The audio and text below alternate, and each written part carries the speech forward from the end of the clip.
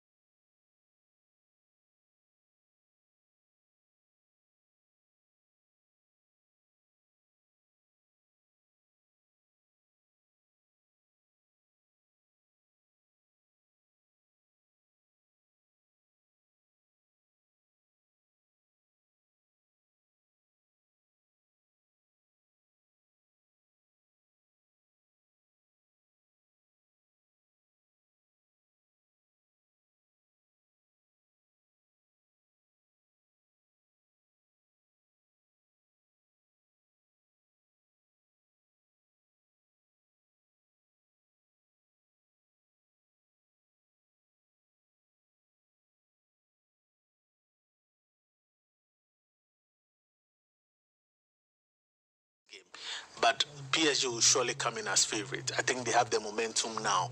What might not work for them is the fact that they have played a lot of games and they equally don't have a lot of men on the bench. Because already they have two players, Hernandez suspended, Pacho also suspended, so on red card. So it will kind of put a lot of pressure on the team that gets to start. But they are a team that are playing quite well. And I must say that Luis Enrique has really molded the team into what he wants them to do in his own identity. Because gone are the days, if you look at the caliber of players that are coming to PSG, he's managed to take out all the politicians and get a very expensive youth that are playing to instructions, that are willing to sacrifice and die for. Don't forget he's coming from Barcelona, so of course, and you can see the identity. Making use of the youth in the team, and it's quite impressive. This is going to be more like a Champions League game, a European affair. But sometimes these are the games that Real Madrid also want to strive on. And I look at the team. Madrid would always want to get new trophies, want to dominate world football. But I feel that PSG will come in as a better team, as a team that are currently the best in the world, in the way that they've set up to play. But what I also see is it will be so close that individual brilliance might win the game for any of the team. It could be an Mbappe, what we call the ex-player curse, coming back to, hunt them. It could even be Hakimi, who is also an ex-player of Real Madrid, coming back to hunt them, or maybe some wonderful goal or a free kick that might come. But I feel there is so much, midfield battle that will be in this game. I look at the two teams; their strength surely lies in that midfield. But PSG have in abundance a very good attacking, a throw in front, and that for me can do the magic for them. Your take, Eric. You think that close call? It's going to be a close call. But is it going to be from the bench? Tactically, I think Luis Enrique for now is on top, and two of them are yet to meet, and so it's not so easy for you to just say. But like Felix said, I mean, he's molded a team so well. He's molded this PSG team so well. You look at the fact that Lionel Messi, Sergio Ramos, Thiago Silva, you can name all the big players. They've come through. All of them have come through. And yet, they failed to win the Champions League. He comes in. Neymar. Everybody. He comes in, sends everybody away, allows Mbappe to leave. And Mbappe leaves. And the next season, he has assembled a lot of young French players with some Portuguese boys. And the next moment is winning the Champions League. For me, that Vitinha boy. Yeah, Vitinha, João Neves, and I think that the boy who plays on the left. What's his name? Yeah. Nuno Mendes. I think and even Hakimi. Yeah, you don't know if he's an attacking. Nuno Mendes has been the best left back in the world for now. He has stopped everybody. Atata hasn't seen that one. You know one thing. If there are some players. If you look at his transfer market value currently, it's about 75 million, and I'm sure Paris Saint-Germain would demand for maybe 100 million or more. You see, because some players don't have good PR. There'll be a lot of noise and their transfer value shot up. Somebody like Hakimi, somebody like Mendes. If they had strong PR, it's not about PR. Oh no, it's also important. It's the agency that handles you. Okay, so that is also PR. That is what thrives in football. I give you one example of a player, Isha, Eric Choupo-Moting. He has played for all the big clubs. Yeah. But what about Alvaro Morata? What about Alvaro Morata? When you are from Morata, I won't be surprised if later it's money laundry, because this guy keep moving around. He's going to Como at his age. Yes. Before you realize he's joining one of the bigger clubs. Yes. So he goes from Madrid. Because his friend is Fabregas. So he grew up with Fabregas. I think the game will be very close, but Real Madrid, there's something you can't take away from them. They spring up when you don't expect, especially when they see there's a trophy at stake. They are just like one team I know. Once they see a trophy, they are doing everything possible to win it. Yeah. And they would want... Which team do you know? I'll tell you later. Real Madrid would want to say... They're just kind of innuendos. I don't like that too. We had a very bad season. We didn't win La Liga. We did not win the Champions League. We didn't win the Copa del Rey. So we went trophyless. Yeah. It's an opportunity for us to grab something.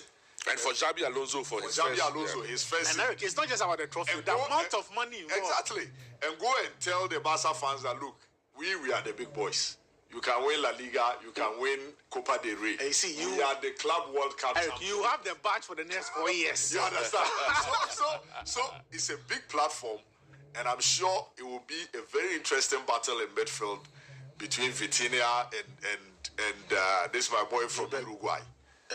Valverde. Fede Valverde is one of the most underrated midfielders in world football. It's true. He is the best.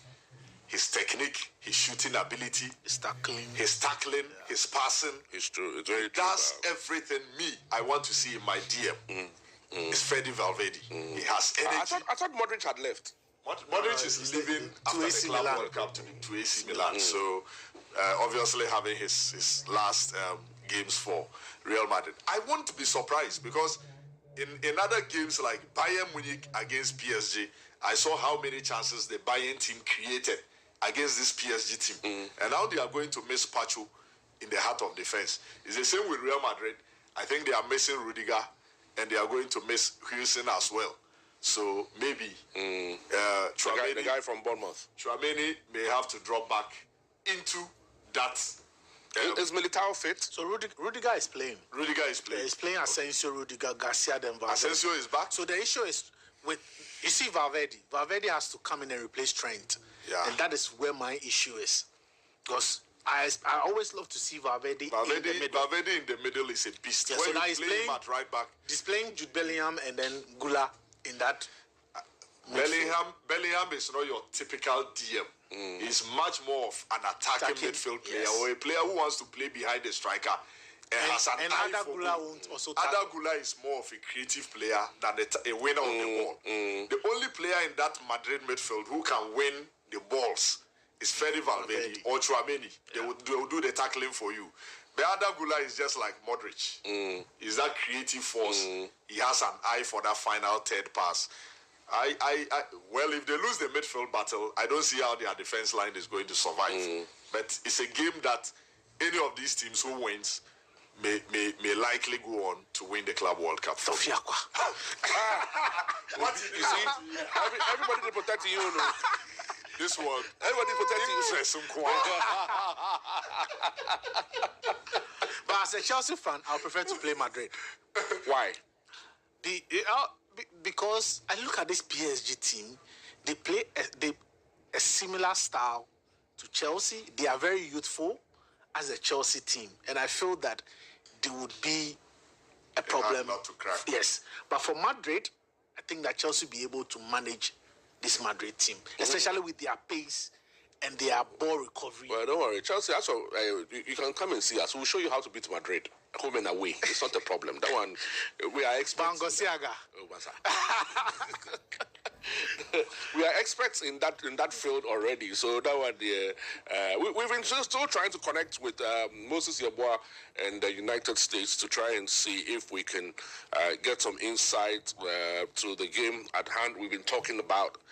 We've been looking at the game between Paris Saint-Germain and Real Madrid tonight. In just a couple of minutes, that game will be on. It's 6:33 already. It will be on at 7, and I'm sure, like in half an hour, that game should be happening live in America. And then for us, we're bringing you some great updates on that particular game running. Our guy Moses Yeboah is there. We're trying to establish a connection between us and him so that we'll be able to try our luck. Should we try our luck again and see if we can get Moses? Moses, can you hear me? Moses, can you hear me?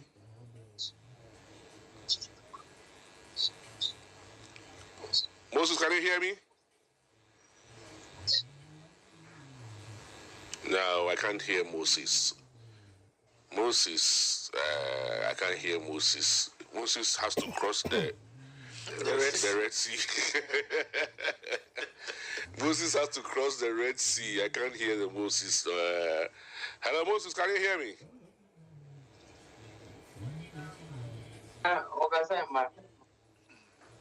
Okay, trying to establish a connection. Moses, can you hear me? Okay. He's still trying to find out if the Israelites are coming with him to cross that sea, but not yet. All right, so we've been having conversations on... so it says, Inko Joseph. Inko Joseph just says, "Oh, say Madrid." Inko, how are you doing? It's been a long while, eh? It's been a long while. I hope you're doing great, my brother. Yes, another very faithful guy, football faithful guy. I love him. I just love him to bits. It's a good guy. Some good news coming in also is that Lyon won their appeal. Oh, okay. So they are restored. They get to stay back in League One. And this was about some 3 hours ago. They won the appeal. They get to stay back in League One and also play in the Europa League. So, okay. Some good news for. And they need to put their finances in order. They really need to. That's good news for them. But I just don't understand us now. You will improve your team. We improve with team. You will improve your team. Where is he going to play? See, last season there was so much pressure on Saka. You understand? Injuries and workload. So Madueke comes in, and you shouldn't forget that he's homegrown and an English international. So where would we put in Wanieri? He will learn from Madueke. How? He should learn from an England international. How? You are getting a very good player. So why didn't you keep him? Why is the lot of data now? He's a good Samaritan. But you see, in recent years, Arsenal and Chelsea they've got good. That is the bit I don't get. That is the bit I don't get. We got Jorginho. And they just sold Kepa to you. Yeah, we just gave you Kepa.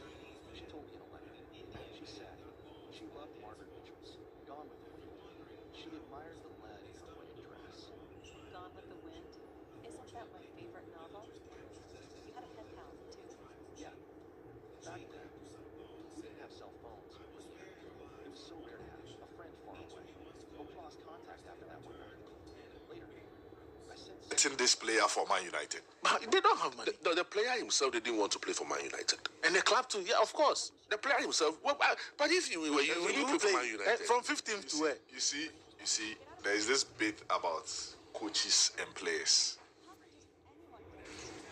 Coaches who have coached some players, they have some level of control over those players.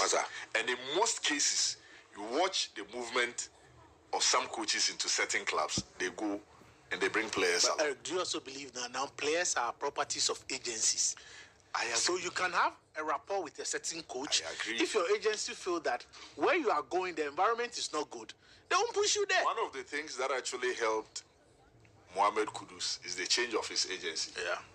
Because clearly, where he was heading, the agency was not an agency that was ever going to put him up there. Yeah. If he was not careful, he was going to end up playing for West Ham and maybe go down to play for a lower team or move to another league. The agents practically control the game. It is what it is. Yeah, that one. Even here, for those of us who manage clubs, any good player you go and you want to take, at 16, he signed on to an agency. There's a player I've seen I want to. And somebody is sitting in UK. He says, I've signed on the player. Yeah. So I get to speak to the dad of the boy. And I say, you know what you are doing? Somebody is sitting in UK. You sign a 16-year-old boy to this guy in UK. And you are sitting here. Do you know what that means? What it simply means is that if for the next 2-3 years, he does not get any meaningful deal for this young man, And that's he's it. blocked all other agents who have an opportunity to bring this boy something. And it is not proper for a boy of his age. The man says, I didn't know. I said, how will you know? The agents, they thrive on these things and they play on the innocence of a lot of these boys and sign them. So the agents practically control the market and they decide who is going where and at what time. So if you belong to a good agency, I cited the Choupo-Moting example for you. He will move to Paris Saint-Germain. He will move to all the big clubs around the world, command some good transfer. Because at the end of the day, when they send the player, they are being paid for rendering the service to the club. And on top of it, they get their percentage for being the people who control the player. You remember the famous Pogba transfer from Juve to Manchester? Yeah. The agent was demanding He says, I want this amount of money. If you don't give me, there is no deal. And the player has already signed to the agencies, so he has no say. Yeah. So the agents practically control the game. In fact, now clubs even go to the agent first before they even approach the player. If he says no, it's no. You can agree personal terms with Kudus as Tottenham. If his agency says we want to send him to Juventus, he will end up going to Juventus. So all the personal terms, he can have medicals. You remember William came to do medicals at Spurs and signed for Chelsea. and ended up signing for Chelsea. True. You know, so And he ended up at Arsenal. All right. and then went to Fulham. Charlie, guys, thank you so much. Thank you so much for your time today. It's been a very interesting conversation that we've had. Felix Romak and Eric Alajide, thank you so much for your time today. And let's hope for the best. And I'm sure this weekend we'll be gathering to watch the finals of the FIFA Club World Cup, where perhaps Paris Saint-Germain will win that trophy. Hopefully between Madrid and Chelsea, and Madrid will win. Yes. Felix didn't hear that part. All right. Guys, thank you so much.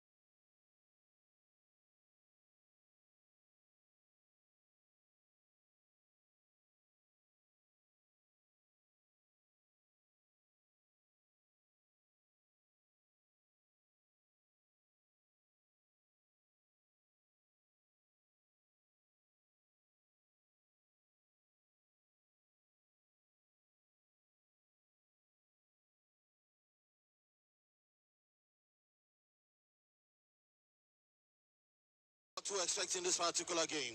Sports Latin, this is a big one. The Club World Cup has come to life. The men have been separated from the boys. Chelsea yesterday beat Fluminense to book the first final slot. And today, Luis Enrique comes up against Xabi Alonso to book the second. What are your expectations going into this game? High expectations from both teams with their managers who have a storied side to talk. Luis Enrique, who is the manager for Paris Saint-Germain, centers his gameplay around individualism and also having players who are technically gifted. Ahead of the game, he made mention that he can't talk about the final against Chelsea, but he knows what's at stake against Real Madrid. There are 12 previous meetings of seen PSG win only 4 games, with Real Madrid beating them 5 times, and 3 of these games were draw. And ahead of this game to PSG, going into this game, we haven't only conceded 1 goal in their last 5 meetings. They are the only side to go 4 games in the knockout competition from different competition without conceding a goal, from the Champions League knockout phase and to their game against Bayern, that they went 2 cards down, red card, but they were able to maneuver their way.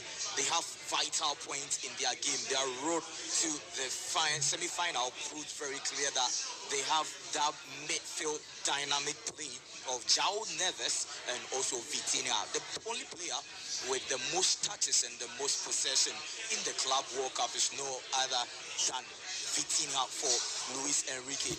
And for Xabi Alonso too, after standing a difficult time to death saves from Thibaut Courtois, they will be missing Dean Huijsen, one signing from Bournemouth who has been a revelation for Real Madrid this season so far in the Club World Cup. Few matches he came in and he's proven his quality from controlling from the back, just like we saw Xabi Alonso do with Edmond Tapsoba at Bayer of Leverkusen. So Real Madrid will be playing a crucial game without one of their key players in the past 3 weeks against Paris Saint-Germain, the reigning champions of the UEFA Champions League, against the all-time champions, which is the 15th time champions being Real Madrid.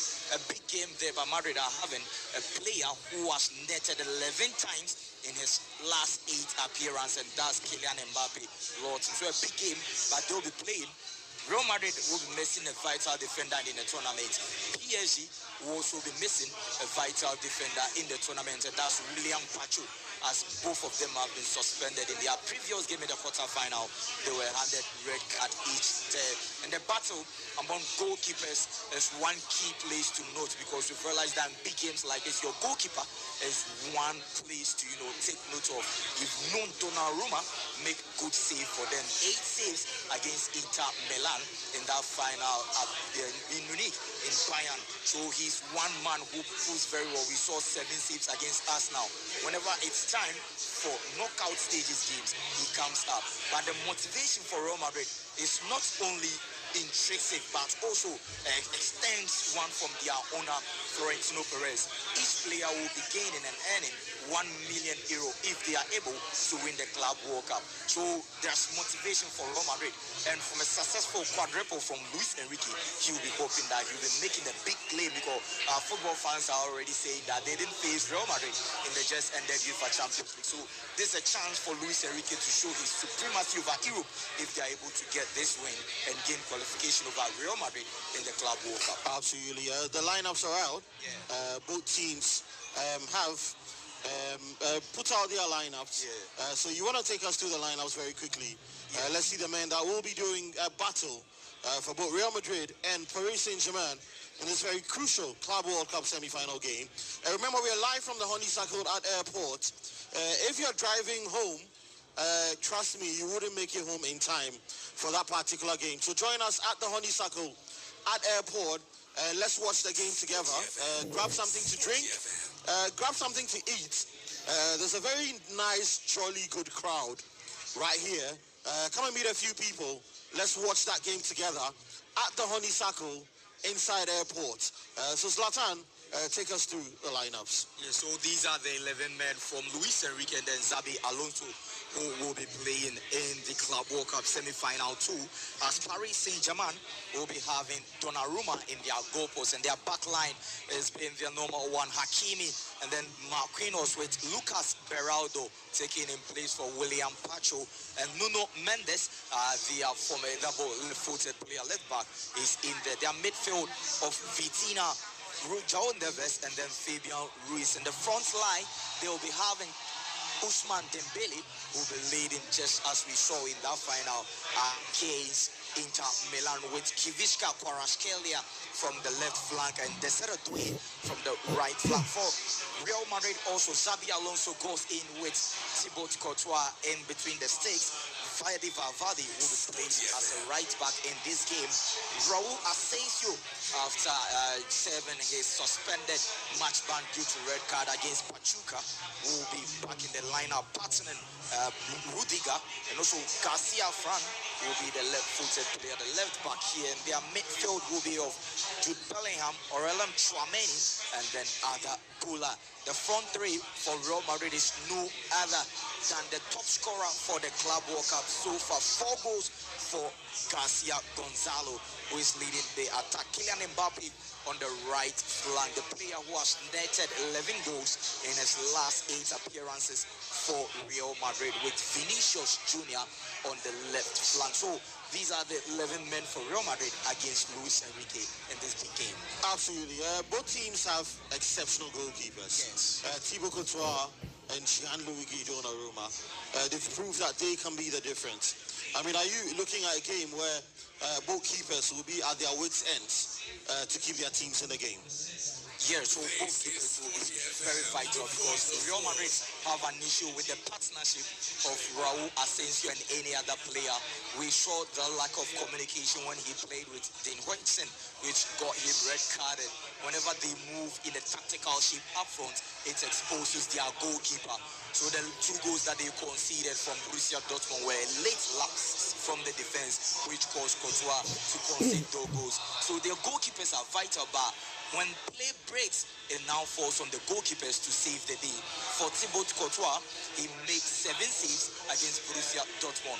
Pachuca 6 saves. So he's one very good goalkeeper who saves Real Madrid when the need arises. But the big problem, as defenders form big part of their goalkeepers' role. And also for Paris Saint-Germain, they will have one of the best goalkeepers.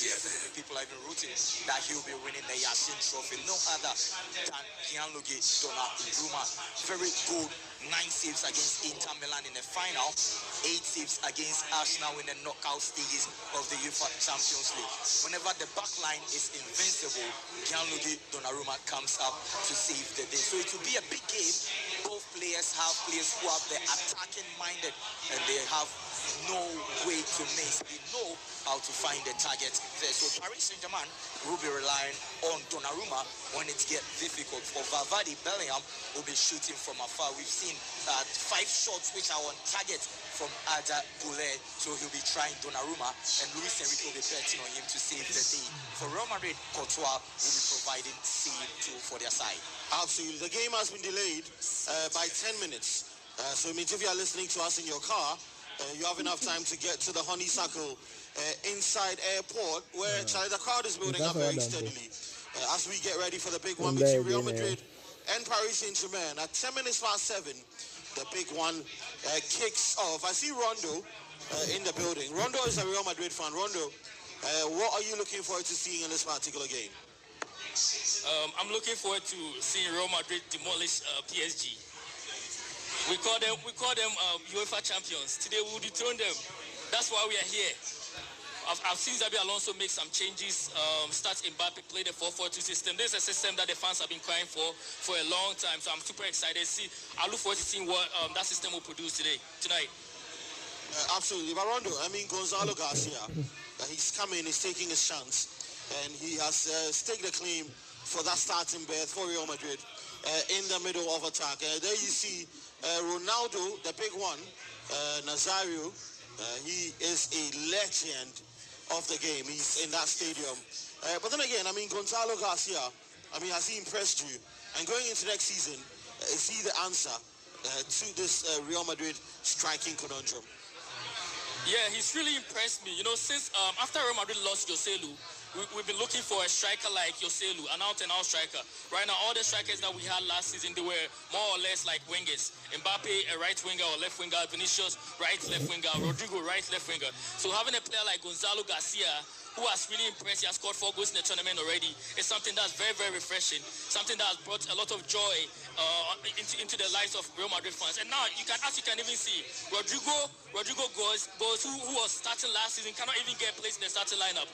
This shows how much Gonzalo Garcia has impressed us and Xabi Alonso. So I'm super excited. But Zlatan, Rodrigo, is this the end of the road for him at Real Madrid? Considering the fact that he barely makes the game day squad, the emergence of Garcia, and the fact that it looks like Kylian Mbappe will be playing on the right. Is this the end of the road for Rodrigo at Real Madrid?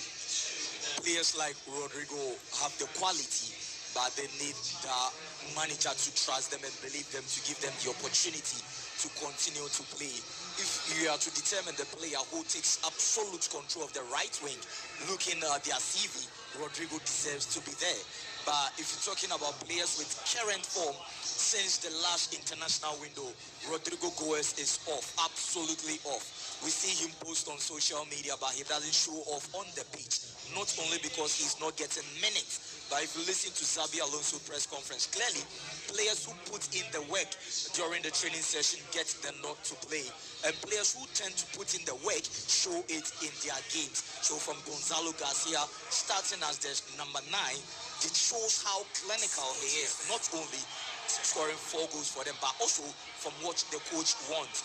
Xabi states clearly that he needs players who are going to be tactically disciplined. Vinicius Jr. is there. Their first game against Al Hilal, he was sluggish, but Pachuca, he's changed. Against Pachuca, Rodrigo plays 35 minutes and he was subbed off. Since then, there's no Rodrigo. So with past performance, we can mention Rodrigo Goes. But today, if Real Madrid are playing a big game and they need someone, it wouldn't be Rodrigo Goes. He needs to work hard to find his way back into the team, because we know how versatile Kylian Mbappe can be with the front tray. There's Gonzalo Garcia, so he can now play from the wings. So if you are Rodrigo, and also from the middle, there's Arda Güler, who adds that flair.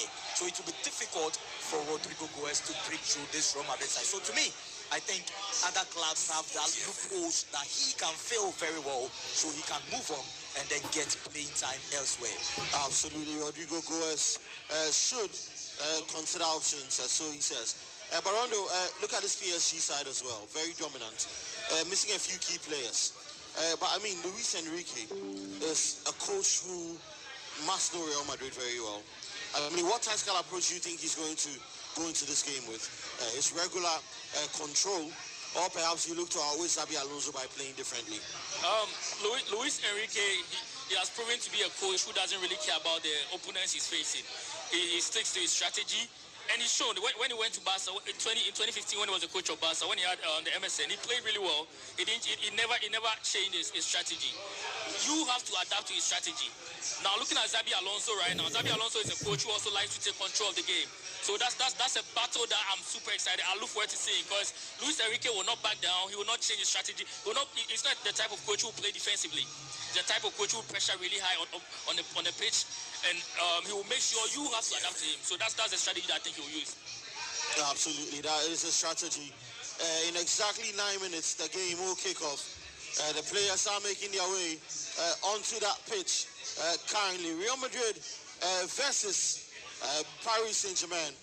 But I mean, curiously, Trent Alexander-Arnold will be missing from this particular one.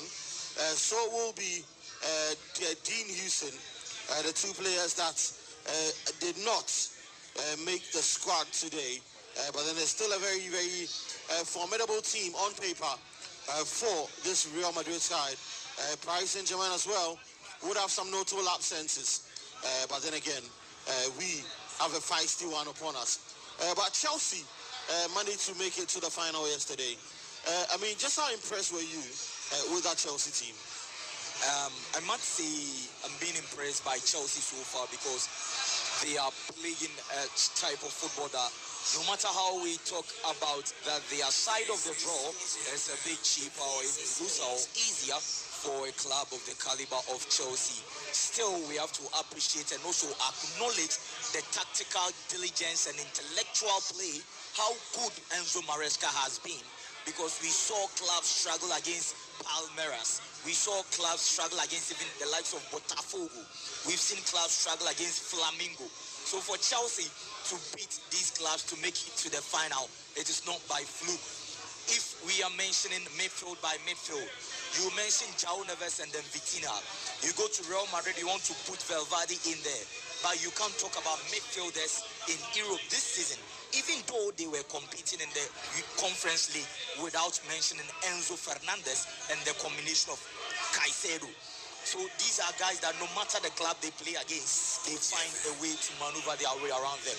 They faced what was in front of them and they beat them and they made it this far.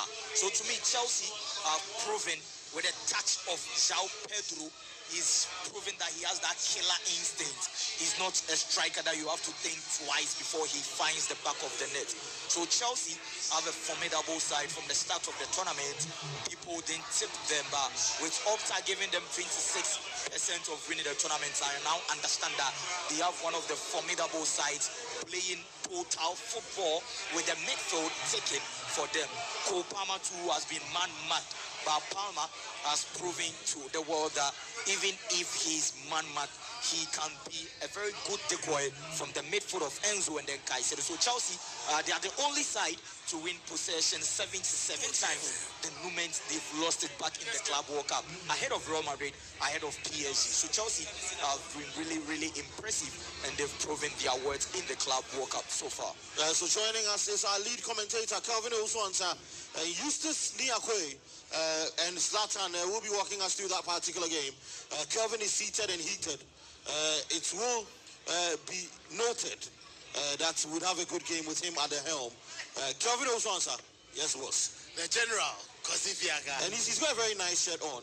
If you want to see his shirt, kindly make your way to the honeysuckle at airport. The honeysuckle at airport, where we are watching this game. Over to you, Kelvin Oswansa. Well, thank you so much, Kosifiaga. We're bringing you live commentary of the biggest game of the two semi-finals. Yesterday was a very exciting time to see how Chelsea dispatched Fluminense to get into the finals of the FIFA Club World Cup. This evening, Real Madrid would want to continue their dominance when it comes to the global stage by edging Paris Saint-Germain out. PSG, a well-knit side, winning the UEFA Champions League in dramatic fashion. A 5-0 victory over Inter Milan has sent them across the world as the best club this season. The only blip they've seen in the last 2 months is that loss to Botafogo in the second game of the Club World Cup. But this evening, Luis Enrique and his Chargers would want to continue in blistering fashion. 14-0 aggregate scoreline has been for them when it comes to every knockout competition that they have engaged in this particular season, and this would be another night for them to test their pulse. Eustace Niakwe, big night for the two teams. Very, very exciting time ahead. As Madrid, the team that could probably pull the brakes on PSG. All right, so this is going to be very, very interesting. It has all the markings of a Champions League game. Two European heavyweights who have lined up in spectacular fashion to conquer the globe. It looks like Real Madrid haven't yet figured themselves out. They are not a finished article, as we've seen Xabi Alonso take on this team, try to play 3 back when they are on the front foot. But on the defensive, you can see that they are quick to recognize the threats posed by opponents. This is a PSG team that is on top of the world at this moment. Vitinha, Neves, and Fabian Ruiz in that midfield. That is the combination that has gotten them this far. And on top of that attack, Desiree Doué, Ousmane Dembele, and Kvaratskhelia to complete that trio. And definitely, you know PSG is bringing their A game. Luis Enrique will fight for this chance at the Club World Cup. He's never, ever had the opportunity with PSG, and this provides a very, very monumental moment for them. Real Madrid, however, is one we cannot discount, Kelvin. You look at that lineup and it looked like a team set up for victory as well. Vinicius Junior, Gonzalo Garcia, who has been the revelation of this tournament, alongside Kylian Mbappe, who will be striking from the right-hand side. Jude Bellingham, Ada Gule, and Aurelien Tchouameni in the heart of midfield. And in defense, Garcia, Rudiger, Asensio, and Valverde, who's stepping in for Trent Alexander-Arnold. Thibaut Courtois will be in goal for them. Kelvin, I honestly do think this will be decided by fine margins. So many quality players all over the pitch. And a moment of brilliance will probably define this one. When I look at the bench, I don't think PSG have a lot of options. Remember, they've had 2 red cards coming into this. They might be short of personnel. But whatever happens, this promises to be a classic. Well, this promises to be a classic, and at the biggest stage, Real Madrid always make sure that they rise to the highest occasion, and they haven't lost any of their FIFA Club World Cup games. 17 wins, 3 draws, and 0 losses. Are we witnessing the same sort of result for Real Madrid this evening? You think PSG are definitely going to rise? What will be that X factor for PSG? I think PSG will be relying more on their transitional play from the midfield to their forward lines, with the spark of Ousmane Dembele, who is back into the team, and also Krivicka, Kvaratskhelia, with Desire Doué operating from the flanks there, as PSG have proven that Vitinha is the only player to have the most touches and also passes in the Club World Cup. Not any player gets closer to Vitinha in terms of passing game and also transitional play. And Paris Saint-Germain in this game will be playing without William Pacho. We've seen how good Pacho is whenever he's partnering Marquinhos there. Pacho's absence will be felt today because Kylian Mbappe is one player for Real Madrid. In his last 8 appearances, he has had 11 goals for Real Madrid. So William Pacho is out for Lucas Beraldo.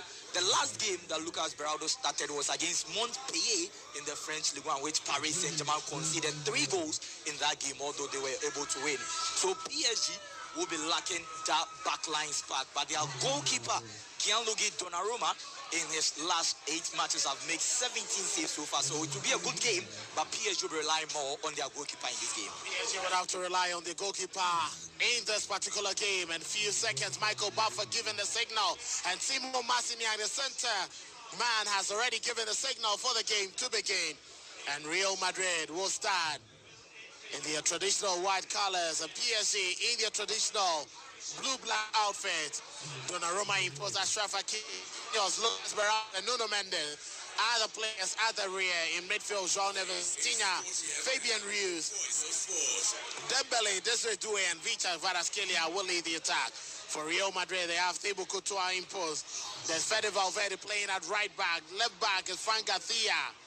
And then Raul Asensio, Antonio Rudiger in the central defense. There's Jude Bellingham, Aurelien Tchouameni, and then Ada Goulet in that midfield. Kylian Mbappe on the right-hand side of attack. Vinicius Junior on the left, and then Gonzalo Garcia plays through the central department of Real Madrid's attack. Just a minute in play, and PSG in possession, but ball has been quickly stolen away by Jude Bellingham. He finds Kylian Mbappe. Mbappe gets to Gonzalo Garcia. Garcia finds Vinicius. Vinicius goes all the way wide to Valverde, and Valverde's pass has deflected off his man. It drops Aurelien Tchouameni, but his drive deflects off, and it's a corner kick. Clear intent from Real Madrid. They want to unsettle PSG. Well, clear statement of intent from Real Madrid. Quick to get on the front foot, showing that there are no fears for this PSG team at all. And we've seen already the quality of Kylian Mbappe. In situations like this, he's the man for the moment. They're attacking in droves, but do not forget the ability of PSG on the counter-attack.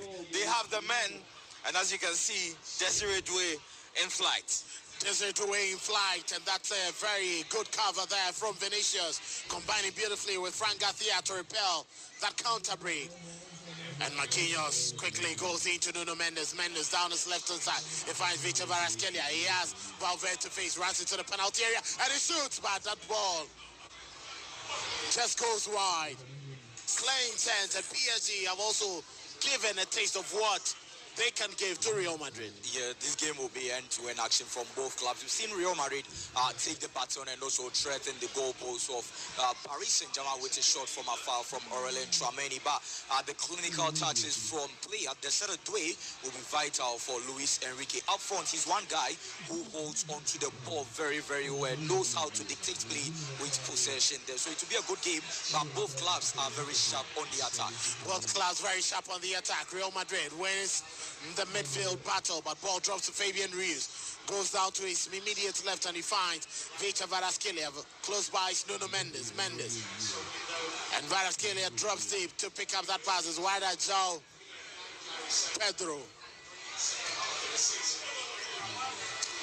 João Neves, I should say, mixing a quick pass and it finds Marquinhos, the captain of the team. Presnel Kimpembe has been out for God knows how long. And it's been Marquinhos maintaining that state. Ball down the left-hand side from Nuno Mendes. They find Victor Kvaratskhelia. Kvaratskhelia weighing his options. Close by. Against Vitinha. Kvaratskhelia picks up the return. Still weighing his options. Gets the ball back to Vitinha. And Kvaratskhelia drops out of his attacking zone to help with the build-up. João Neves lays the ball for Marquinhos.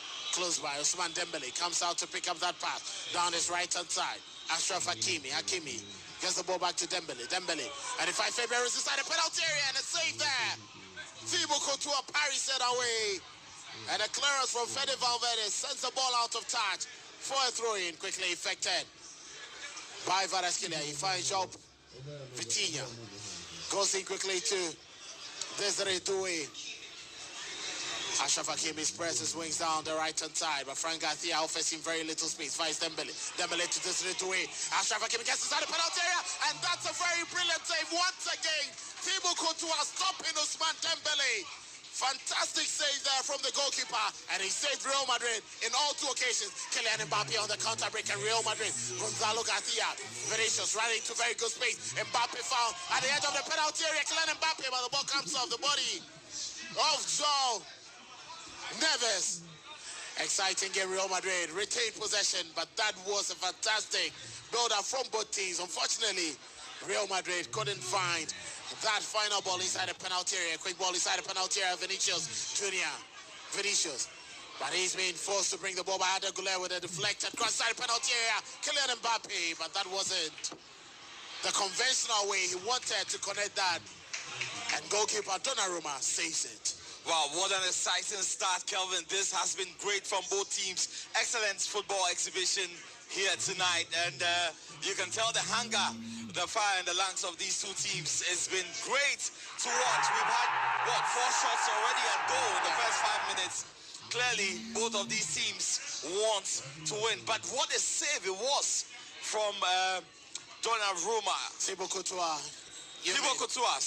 From Thibaut Courtois. It was brilliant save. That should have been a goal, Kelvin. That should have been a goal through 2 brilliant saves there from the Belgian international. Ball drops at the penalty area. Desiree Doué. Crossing and the ball has dropped, and Thibaut Courtois. And can that be the goal in the opener? Fabian Ruiz capitalized on Real Madrid's defensive disarray that is opening the scores. PSG 1, Real Madrid after 6 minutes. 6 minutes so far, and then PSG are up. And clearly, there's only one way to break the net of Real Madrid. Even without a formidable back line, you can't just go past Thibaut Courtois. 95% saves against knockout teams in a knockout phase game.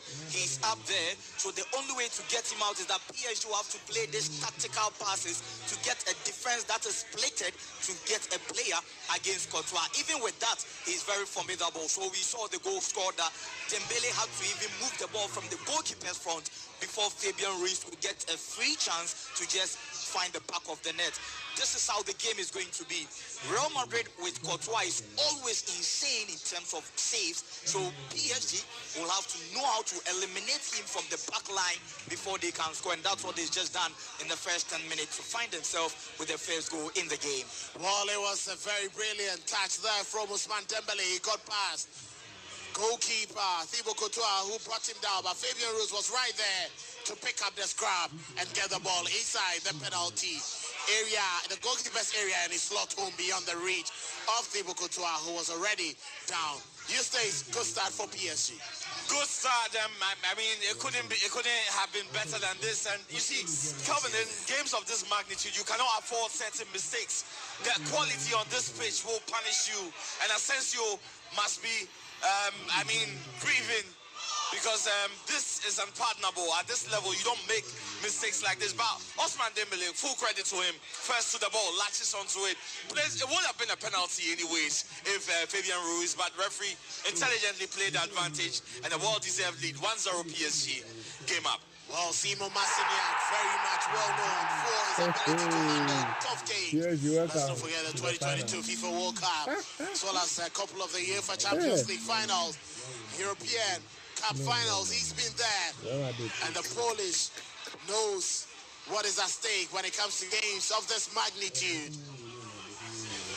And many will say that Dean Hughes's absence is going to cost Real Madrid tonight. Yes, with tactical discipline, and this is and the ball drops in there. That is Ousmane Dembele, and the finish off in the grand stall. Second goal for PSG. Fantastic finish from the man who many believe he's the world's best footballer at the moment. PSG 2, Real Madrid 0. PSG 2, Real Madrid 0. And just the question that you asked is actually very crucial with this goal, because Tim Woodson has been the vital player at the back line for Xabi Alonso. We all know Rudiger is recovering from injury, so he's not out there.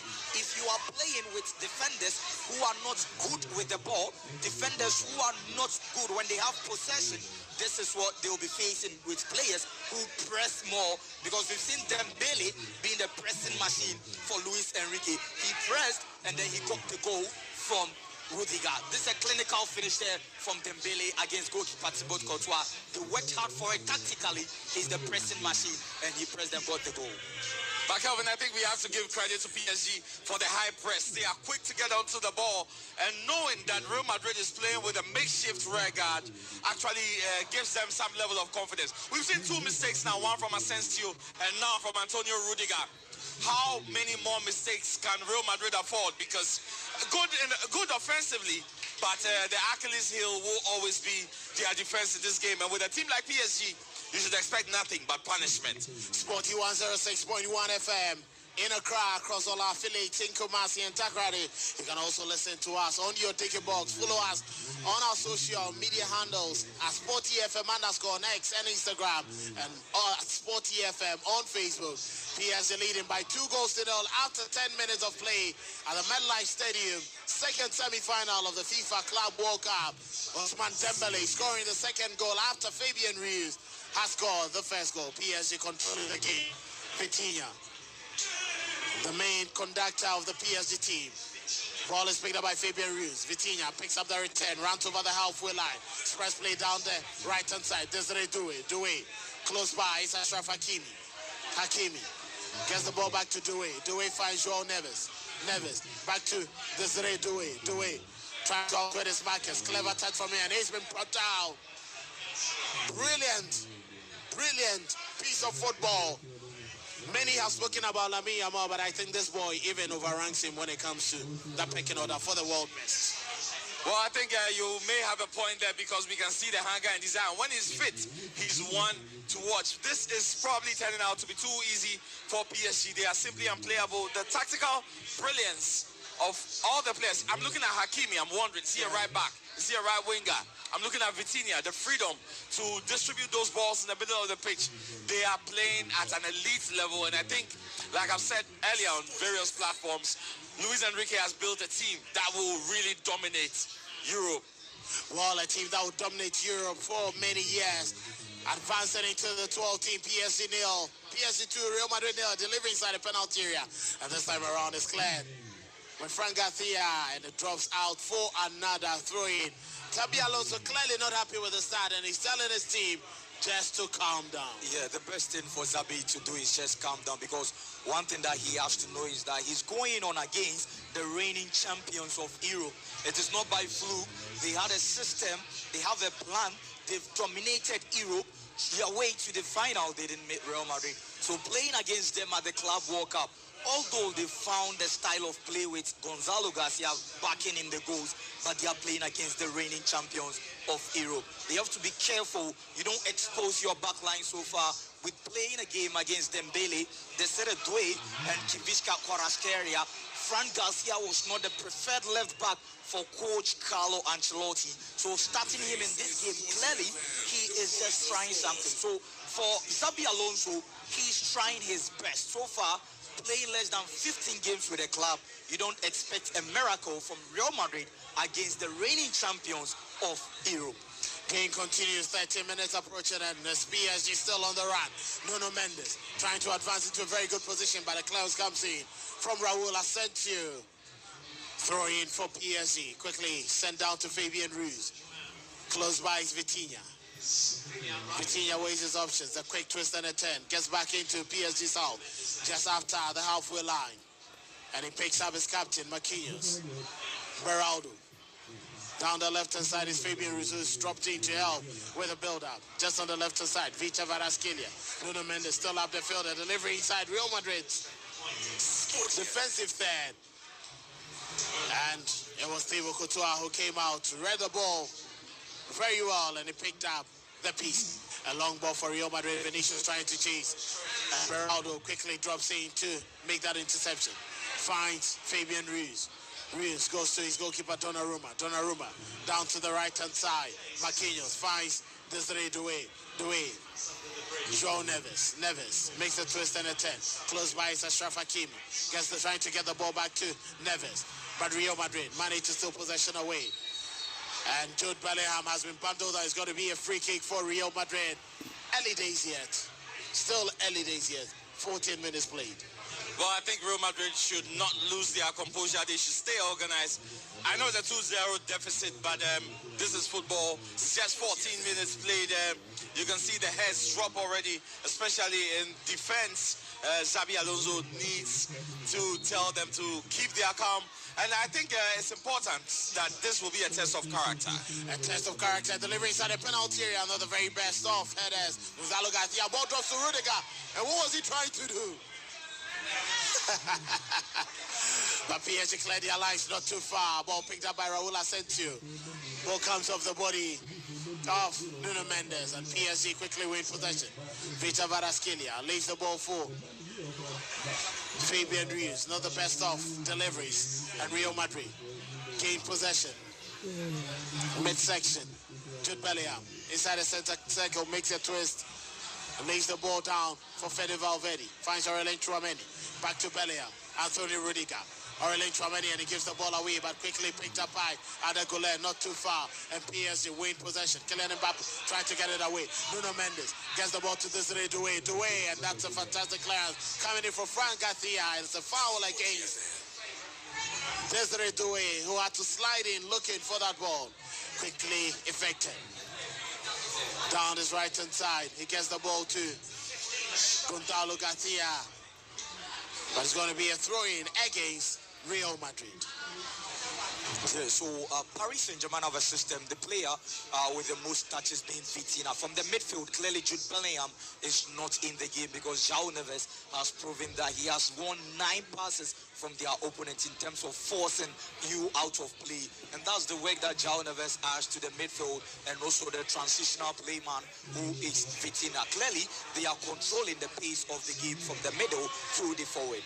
Walls, ball down there, right-hand side. Gets the ball inside, a very good position. But Achraf Hakimi was off. The pass was delayed. Well, it was rather Dembele who was flagged offside and not Achraf Hakimi. Free kick for Real Madrid. Sporty 106.1 FM. You are listening to us across all our affiliates in Kumasi and Takrady, and we are live from Honeysuckle Restaurant here in Accra, the airport branch. And that's a ball quickly stolen away by PSG again as Real Madrid give it away easily. If it had been tennis, would have said unforced error. Okay, continues Vitinha. Calmly passes it to Beraldo. Beraldo closes in on Vitinha. Vitinha weighs his options down the right-hand side. He finds Achraf Hakimi. Hakimi calling for Doué to get closer. Desiree Doué gets in. Very quick flick from Desiree Doué. Lays the ball down for Neves. Joao Neves. Down his left hand side, Fabian Ruiz finds Victor Varaskelia. He has Fede Valverde to face. Gets inside the penalty area. Drives it and hits the body of Raul Asensio. And Real Madrid will try to clear their lines. Ball drops to Jude Bellingham. Bellingham trying to roll it out to Vinicius Junior, but clever interception from Marquinhos. Marquinhos, close by is Vitinha.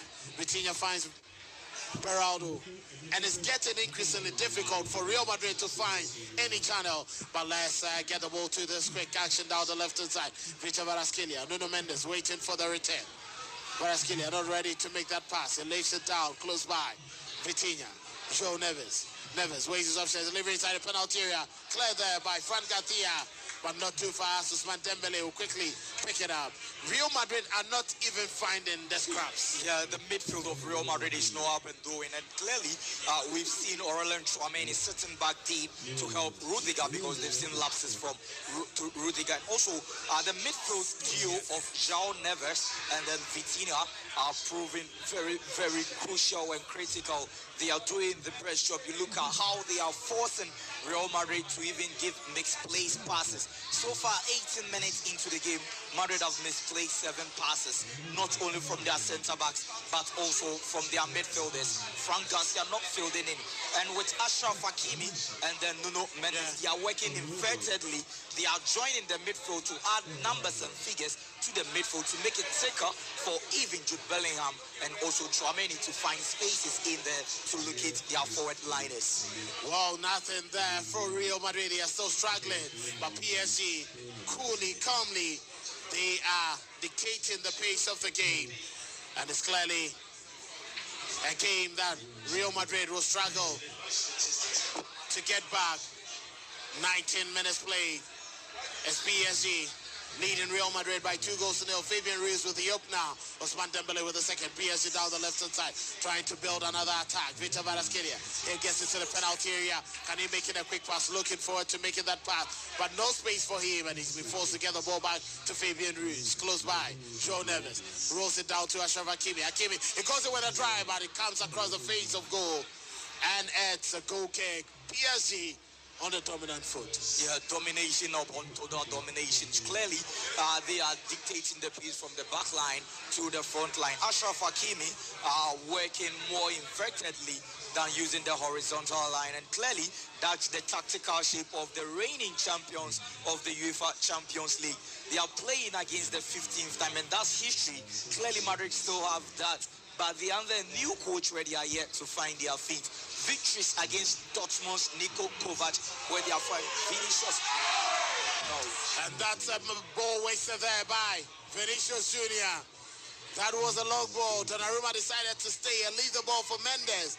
He did well, ran quickly, and made that interception. 20 minutes played, PSG 2, Real Madrid 0. That was very good work there from Nuno Mendes. Well, very, very good work from Nuno Mendes, and that shows you exactly why there's an argument that he's the best left back in the world currently. PSG have been very brave. Sometimes you see 2, 3 men at the back, and they are confident they can take this Real Madrid team apart. And they look fitter, they look faster, have kept the bulk of possession. And overall, you look at their organization and strategy, you can understand why they have the best engine room in the world at the moment. That midfield trio is absolutely fantastic. Even when they lose the ball, the recovery rates and the way they're able to mark zonally when need be. Real Madrid have to be careful not to overcommit players into attack, because this PSG team, they switch through the gears, they just flip through, and they choose when to turn the heat on. It's a very dangerous team to play, and I really do feel Chelsea are in trouble for the final. Chelsea may be in trouble for the final, but PSG would have to get over this line. It's still 60 minutes more to be played. 45, especially in the second half, where anything could happen. A long ball down for Desiree Doué. He gets the better of Fran Garcia. Doué, very strong and skillful on the ball. Keeping possession, inviting more PSG men up front. Desiree Doué does very good hold of the ball, and he finds Achraf Hakimi. Ousmane Dembele quickly to Vitinha. Vitinha switches direction of play down the left-hand side. Victor Varaskelia. He has Fede Valverde. Once again gets into the penalty area. The cutback, and Valverde knew exactly what he wanted to do and wins possession. Simon Massiniak says nothing doing, game should continue. PSG, they quickly win possession back. And they'll be looking forward to getting another victory, one over another European giant. They swept away all the big giants before clinching the UEFA Champions League. They've done so with the exception of Botafogo at the FIFA Club World Cup, and we want to do same to Real Madrid. The first time Real Madrid will be losing a FIFA Club World Cup match. Ball down the right-hand side. Ashraf Hakimi leaves the ball now. It was to Dembele, and Dembele gives it away to Kylian Mbappe. Mbappe running at PSG's defense. He asks Marquinhos to beat. Kylian Mbappe gets the better of Marquinhos. Can he sweep it in? And that effort comes off the body of Marquinhos, who made that block, and goalkeeper Donnarumma will pick it up as a routine save. Yeah, two players on Kylian Mbappe there because they know the threat he poses whenever he has the ball at his feet to speed up to your opponent. And clearly, this is a tactical display there because you need two players to slow Kylian Mbappe down. And also, for PSG, the back line being led by Marquinhos has been playing so far, and they are keeping the players outside. And this is the only thing Real Madrid are going to rely on now. Long balls, and hope that the speed and agility of Kylian Mbappe will be crucial to getting them the consolation goal in the first half so far. Well, that is it there. PSG will continue to dominate. Real Madrid having a few opportunities, but they haven't been able to take advantage of their chances. But they still have a little over 55 minutes to do that. Ashraf Hakimi, quick build-up. He finds Dembele. Hakimi runs into a very good position, and across comes in. Ball drops outside. Fabian Ruiz, and that's the third. A brace for the Spaniard, and PSG are running Real Madrid down. Paris Saint-Germain, the UEFA Champions League holders, 3, Real Madrid 0. No one expected this. PSG are just running rampage. Yeah, PSG are on a load, they are on a mission, and clearly they are dominating, they are possessing, they are, just marshalling Real Madrid. If you allow your opponent to have 64% of the possession, clearly they will dominate play. If you allow your opponent to take control from the midfield, from the defensive area to the attack, their midfielders will feast. That tactical and transitional play, this is the hallmark and the trademark of Luis Enrique. He's not just beating Real Madrid, but the champions and the reigning champions of Europe are on a dominance force against Real Madrid. Fantastic display there. The transition was quick. 1, 2, 3 touches. They get into your penalty area. That was a fantastic build-up for the Parisians. Fantastic build-up, fantastic team goal. Kelvin, I was talking about how PSG chose the moments and went to turn on the heat. Yeah. One touch play, and Fabian Ruiz, who's supposed to be a midfielder, is at the end of that counter-attack. And it begs the question, how do they tweak so effectively tactically? And I think that is the strength of this PSG team. You cannot have a man-marking system to contain them, because how do you stop this? Desiree Doué is on the wing, he's inside. The next time, Achraf Hakimi is on the right. Yeah. You will see Kvaratskhelia down the middle. Who are you picking up? And this Real Madrid team has a defense that is in total disarray. They don't know what to do at the moment, and it could get bloody. It could get bloody, Kelvin. It's going to get bloody according to Eustace Niakwe. 26 minutes down, PSG 3, Real Madrid 0. Fabian Ruiz with a brace coming on either side of Ousmane Dembele's goal. And Real Madrid and Xabi Alonso need something magical to turn this game around. But PSG, who have been very well known to manage games effectively, would be a tall order for Madrid. A mystery they would have to quickly unravel if they want to get to the final of the FIFA Club World Cup. Ball drops out to Nuno Mendes. Mendes lays it for Fabian Ruiz. Ruiz close by. Esvicha Kvaratskhelia gets close by to Mendes again. And it's going to be more like a training session for PSG onwards. Well, this should be a dress rehearsal of the final, because I think the game is done. It's done. It's early. I didn't think I'll say this after 25, 26 minutes. But for our investors who are celebrating the new one-up option on the Sporty Bet app, also known as the Sporty Stock Exchange, you are safe with one-up. You are safe with two-up. If you went for PSG, if you tune into Sporty Plug, you should be smiling. right about now. But this is a PSG team that is on full throttle tonight. They will attack Real Madrid in droves, pick and choose their moments, and probably when the fourth goal goes in, Real Madrid can just know that it's curtains down for them. Well, and if the fourth goal goes in, it means that the prediction on Sporty Breakfast was on point, over 3.5 goals. Just go on the Sporty Bet app. Eustace will quickly be giving us the updates on that platform right now, and you get to see where you can invest your money tonight. If you're Real Madrid and you are still losing, you can still invest your money well with the Sporty Bet app. Just click on. If you haven't had any ID, just log in and then make sure you enjoy. Sign up and win some loads of very good money.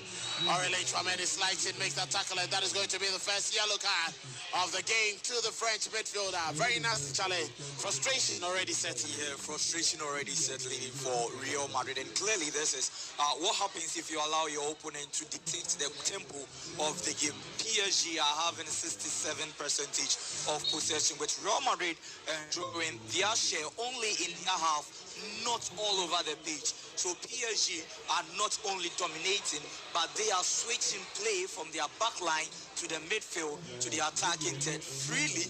And I agree with what Mr. Eustace said, just a training session for them for the final. Well, a dress rehearsal for them for the final. If anyone could make a comeback in a game like this, a game of this magnitude, there's always the Los Blancos who have proven very much capable. But as to whether they can break down this Paris Saint-Germain team, who are very much resolute, a very devastating side that can cause havoc to you at any point. Ball quickly spread down the left-hand side. 29 minutes, PSG is leading Real Madrid by 3-0. Second semi-final of the FIFA Club World Cup 2025. Chelsea beat Fluminense 2-0 to book their ticket and become the first team to make it to the maiden edition, the expanded edition's final. Ball down the right-hand side as Trevor came in trying to bring it back, but a sliding tackle comes in from Jude Bellingham, who drops in deep to help with defensive duties. And it's going to be a corner kick for PSG once again. As Lucas Vazquez, as well as Luka Modric, will be leaving at the end of the FIFA Club World Cup and looking for more success elsewhere, not in Spain, but probably in Italy, France, or back to England. They're waiting on the bench to have Viase, corner kick, and Vitinha steps ain't too quickly effected. The Portuguese international has had really an exciting season, winning with club and country. Corner kick, Vitinha sends a long one in, looking for connection, but nobody's able to connect to it. And it rolls down the left-hand side. It's picked up by Nuno Mendes. A very calm approach. He has Gonzalo Garcia, Fran Garcia to beat. Quickly outwits him and delivering inside the penalty area. Raul Asensio, not the best of clearances. It drops to Fran Garcia. Picked up by Vita Varaskelia. Drops quickly to him. He sets the one in, but blocked there by Anthony Rudiger. And Hakimi will quickly send the ball back to Gianluigi Donnarumma. Not the very best of passes, but quickly picked up by Nuno Mendes. Sent it down the left-hand side. Ousmane Dembele looking forward to finding the pass to Fabian Ruiz. That's what, waiting for the return. Ruiz gets inside the penalty area. Ball drops outside. Ousmane Dembele picks it up and drop back to Victor Varaskelia, but he has been flagged offside. Easy it is for PSG to run through Real Madrid's organization. Well, PSG, obviously, you simply run out of superlatives to describe their attacking prowess and how they've managed to tear this Real Madrid defense aside. And the first cooling break is here, and they couldn't have come at a better time. Yes. Xabi Alonso needed this badly for his team. He's going to tell them to keep their heads in the game. I think this is a task that's way beyond them. It's already sealed. With the way PSG are playing, they are going to be absolutely unstoppable.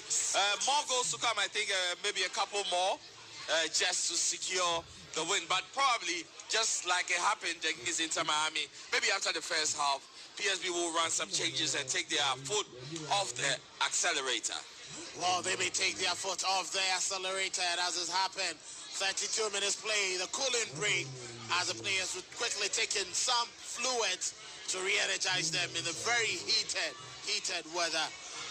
What can Real Madrid do in the final 15 minutes of this first half to at least save a face for themselves? I think Real Madrid will have to sit back and then know very well that most of their key players and crucial players who are that spirit of what they believe the remontada, is now playing as the right back for this club, and that's Fede Valverde.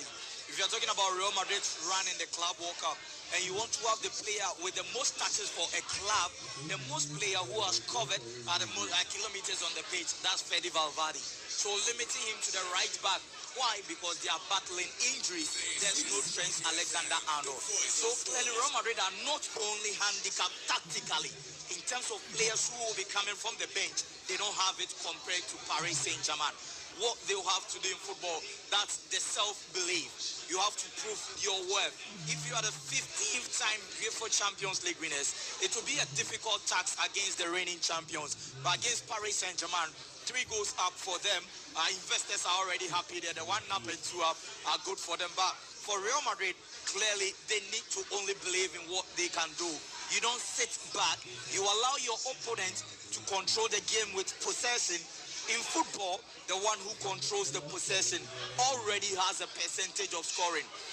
Expected XG for Paris Saint-Germain now is 2.3. They can still add 2 more goals. Expected XG for Real Madrid is 0.03. So Madrid needs to touch the ball more. They need to play the game and take it from Paris Saint-Germain like we saw from Botafogo. Well, they need to take the game away from PSG, and how will they be able to do that? They have the final minutes of the opening half to do that. At least save a face for themselves. A long ball looking for the round of Vinicius, quickly intercepted by Marquinhos. Vitinha finds Achraf Hakimi. Hakimi goes quickly to his right side.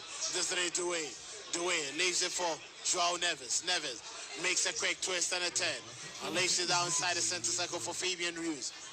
Calmly walking through. 34 minutes played.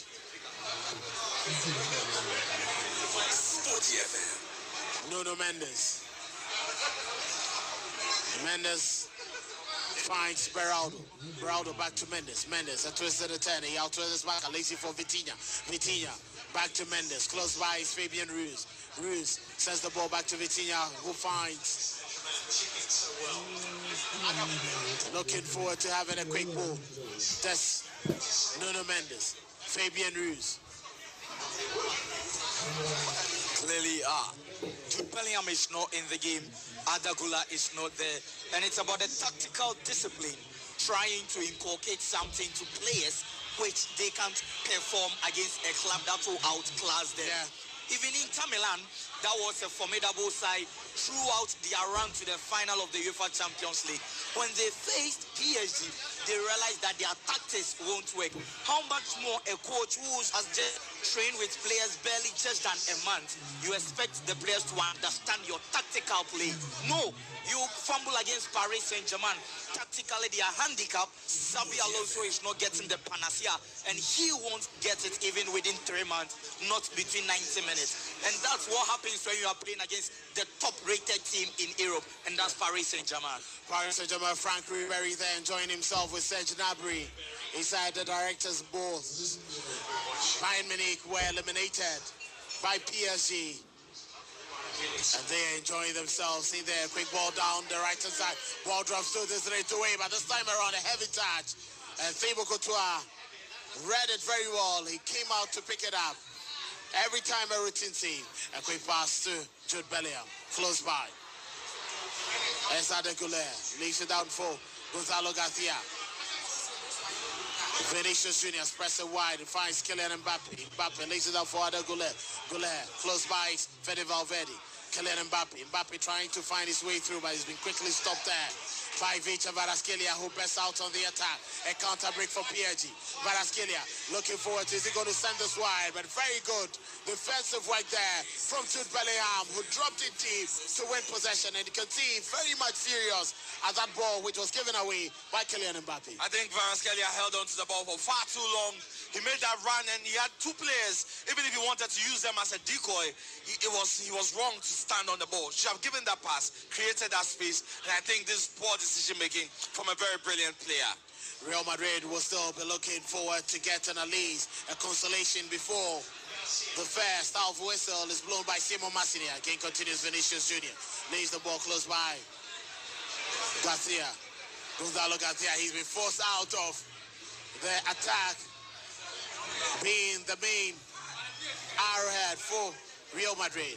And Vinicius with no space quickly gets the ball back to Jude Bellingham. Bellingham leaves it for Ada Goulet. A twisted attempt from Goulet.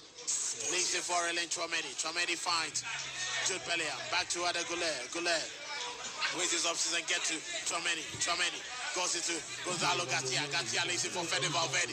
Drops it inside the penalty area for Kylian Mbappe. Mbappe trying to outwit his backers, but the ball has been quickly cleared, and Simon Massiniak says nothing during game continues. PSG will rebuild that attack from their defensive area. Vitinha. Express play down the left-hand side, and Massiniak will whistle as Kylian Mbappe would need attention from the medics, but that was there anything in that instance? Well, I don't think there was much in that. I mean, it was a ball that it was a 50-50 ball. I think he won that ball. He won that ball fair and square. Maybe Mbappe is trying to hope. It's more of hope. I don't think there's anything in there. Even if VAR should look at it, this is not a penalty by any means. And Madrid have to get creative and stop dwelling on opportunities like this. This is really, really lame, to be honest. Well, very lame from Kylian Mbappe, and it looks like PSG defensively very much organized. It gets too difficult for Real Madrid to plan through their defensive arrangements. If you control the game, you get more numbers in the box. This clearance was not even made by a centre-back, but their midfielder, and there's João Neves. So clearly, players are on holiday for Paris Saint-Germain. João Neves alone is doing the dirty work in the midfield and also in his own 18-yard box. Who is that man for Real Madrid? And I think we all expected Fabian Ruiz to be doing that. And that is the fluidity they have in this PSG team. I mean, tactically and technically, they are really, really brilliant and intelligent on the ball. You see person A, and I find it difficult to pin certain positions to certain names. And that is the dynamic and beauty, the strength of this PSG team. The strength of the PSG team ensuring a 3-0 lead over Real Madrid after 39 minutes, approaching the 40th minute mark. There's the FIFA Club World Cup. Live coverage on Sport 106.1 FM across our affiliates in Kumasi and Takai. The ball dropped to Victor Varaskelia. Can this be the fourth goal? But it shoots wide. The man from Georgia couldn't find the target. That would have easily been the fourth goal, but the effort goes way off target. I think Kvaratskhelia needs to call his old friend Osimhen to just get some tips of how to be very clinical, because Kivishka is just getting the chances. He's opening up the defense of Real Madrid by a single individual brilliance. He's proving how good he is, but not to find the back of the net. And that's what players need. The fine margins will mark if you are that winger, the forward, to get the goal. So Kvaratskhelia needs to be more clinical to bury these chances before Real Madrid will be singing remontada in the second half of the game. You can look at The people at the back are asking that, is this the real Madrid? Or another Madrid is coming? I think this might be the fake Madrid. Or another Madrid is coming. Is that Madrid have had 2% of the ball in this game? Absolutely horrendous from Xabi Alonso's men. Well, Xabi Alonso's team still struggling. We'll be waiting for the final 5 minutes before anything happens. PSG 3, Real Madrid 0. Fabian Ruiz with a brace. Ousmane Dembele scoring in between the two goals from the Spaniard. Game gets inside central midfield. Vitinha gets the ball back into the defensive end, and if you are anywhere else, you are not getting the game to watch. Come, let's have a very good time here at Hani Circle Airport branch. Let's have a good time. Sport FM continues our coverage of the FIFA Club World Cup. Ball quickly won there by Elen Chouameni. Rudiger finds Vinicius trying to get the ball back to Jude Bellingham, but that is a wasted pass and a long ball looking for the run of Dembele. But Real Madrid this time around win possession. Elen Chouameni finds Fede Valverde, runs over the halfway line, advancing down his right hand side. He has options, decides to go on a solo run, lays the ball down infield. He finds Ada Goulet close by is Elen Chouameni finds Ada Goulet Leaves the ball for Fede Valverde. Valverde goes down to his right. He finds Gonzalo Garcia. Fede Valverde inside the penalty area looking for the cutback, but very good touch there from Fabian Ruiz to block that pass. Gonzalo Garcia trying to outwit his bucket, but he's pulled Nuno Mendes back. It's going to be a free kick. Foul against Real Madrid. Ousmane Dembele. 4 attempts at goal. Hakimi 2. Varaskelia with 2. All of them amounting to 10 because Fabian Ruiz has 2 goals to his name. Dembele with 1 to his name, and you can clearly see he came off west from that challenge. I'm not sure it's going to cost him enough. With 3 more minutes remaining, barring any additional minutes from center referee Simon Massinian. Game continues at the MetLife Stadium. Sporty 106.1 FM, FIFA Club World Cup. PSG, Vitinha. Quickly runs away from Adagulaire, cleverly touching the ball, lays it down the pass to Achraf Hakimi, finds Vitinha. Vitinha trying to leave it for Achraf Hakimi, the straight away, and is giving the ball away. Thibaut Courtois found by Anthony Rudiger. A long ball and is picked up by Beraldo. Beraldo close by is Fabian Ruiz. Ruiz just over the halfway line, advancing into Real Madrid's defensive end. Nuno Mendes. Mendes inside the center circle is Vitinha. Vitinha.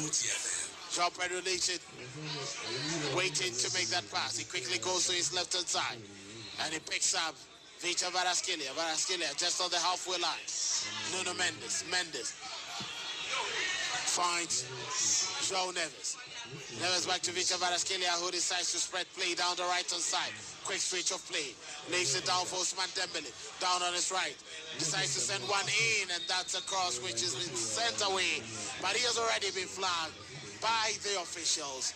It's easy. Too easy. If this was a boxing match, we would have asked Real Madrid to throw in the towel because they are not able to challenge PSG on any front. PSG are comfortable on the ball. They do not panic even when danger looms. And the transitions, they are just a sight to behold every time PSG are on the front foot. I'm just loving what Luis Enrique has built with this team. Could it get any better? This is the closest we've seen to Pep Guardiola's team from 2009 to 2012 when they dominated Europe. I don't think we've seen a team so dominant. And if he is able to reinforce this team, they will dominate Europe for a few years to come. They are going to dominate Europe for a few years to come. And that is what it has been in the last couple of months. PSG, Vitinha gets all the way back into the defensive end. Marquinhos, the captain, decides to switch play to the left-hand side. Nuno Mendes comes in central. Fabian Ruiz makes the 10. Gets the ball back to Mendes. Mendes weighed his options. Too tight for him to make the pass. Not in a rush. He lays it down for Fabian Ruiz. Fabian Ruiz goes in down to his left-hand side and lays the ball down to Nuno Mendes. Mendes to Victor Varaskelia. 3 additional minutes to be played as indicated by the 4th official. A long ball there from João Neves. Neves goes quickly down to his right-hand side. He finds Ousmane Dembele, who's dropped in deep. Lays the ball down the right-hand side. Achraf Hakimi trying to outwit Fran Garcia. And PSG win a corner kick. PSG wins a corner kick from play from Achraf Hakimi. And clearly, this Paris Saint-Germain side are not just in the bookie side. Watching Luis Enrique's team play football with their transitional plays, just like having a taste of heaven in sports. They are not only demolishing Real Madrid, and Real Madrid are not having that spark. They need someone to lift them up. They need a player on the pitch to lead them. Because at this stage of the game, already into the first half of the game, you need someone to whisper words of motivation. Because we know Kylian Mbappe and the threat he possesses, but there's no creativity. There's no other goalie in there in the midfield. Jude Bellingham is not showing anything there. Clearly, Madrid are playing barely 8 players on the field. Some of the players are not on duty, but you are playing against Luis Enrique. He has no bad day. He will go on and then thump you and then beat you more. And that's the game we are seeing here. The delivery comes in there from the corner kick. Ball drops to Nuno Mendes. He drives it at Thibaut Courtois, but he parries it away. Picked up by Real Madrid. Ada Goulet advancing into a very good position. He's been pulled back, and that is clearly going to be a yellow card for João Neves. Tactical foul there. And the Portuguese international goes into the books of Simon Masiniak, apologizing to Vitinha for the error made. Real Madrid were quickly affected, but Simon Masiniak tells them to get the ball back in place.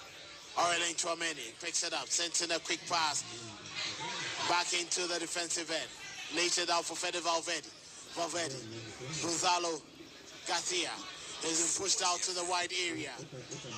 Ball is picked up by the Goulet, and it finds Kylian Mbappe, but he was late, and Donnarumma, huge frame, comes up to pick it. That's Donnarumma, one of his good things, attributes that he possesses, coming off his line to save the day. And we saw Real Madrid trying to create something. This is the spark and what either Goulet has. Just a glimpse of it. I think they need to regroup, go to the dressing room, watch the tactical board, learn something. Because playing against Paris Saint-Germain, you don't need more space. You need just some light spaces, the fine margins to determine. I don't think Madrid will be doing a remontada here against PSG. Paris Saint-Germain already have their foot, and they find out thereby to be a good thing for the 15th time champions. Ousmane Dembele sent in a delivery, was right to catch Thibaut Courtois unaware. Brilliant goalkeeping from Courtois, and it comes off injured. That was fantastic from Ousmane Dembele. Ingenuity at his best. Many thought he was going to send it across, but he sent it right, and Thibaut Courtois parried it over the goalpost for a corner kick. Brilliant from Dembele. I think he's making a big statement for the Ballon d'Or conversation.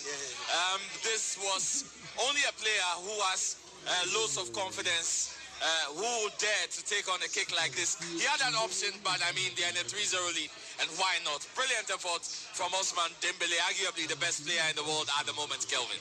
The best player in the moment of the world, the PSG and Real Madrid, who walked down into the dugout, the dressing room, I should say, with PSG leading by 3-0. You can see the most experienced members, Dani Carvajal and then Luka Modric, not happy with the result. But a brace from Fabian Ruiz and Ousmane Dembele scoring in between the two goals gets PSG a fourth almost in the final with second 45 minutes to be played. There's a Sporty FM 106.1 FM. We are coming to you live from Honeysuckle Airport Branch, where we are bringing the FIFA Club World Cup second semi-final to you live. Kobe Perry is here, and he's going to quickly have an interaction with our friends here as we involve them in the game. Half time, let's enjoy some more conversation on the FIFA Club World Cup powered by Electroland on Sporty FM.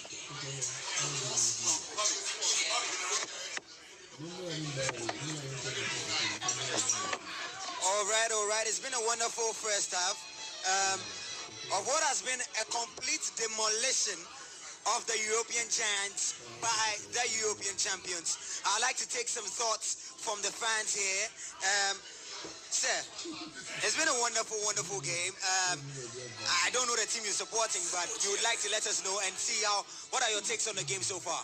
I think PSG is just a shocker. Their midfield engine is great, and it's impossible for Real Madrid to come back. You think it's possible for a remontada, right, from Real Madrid?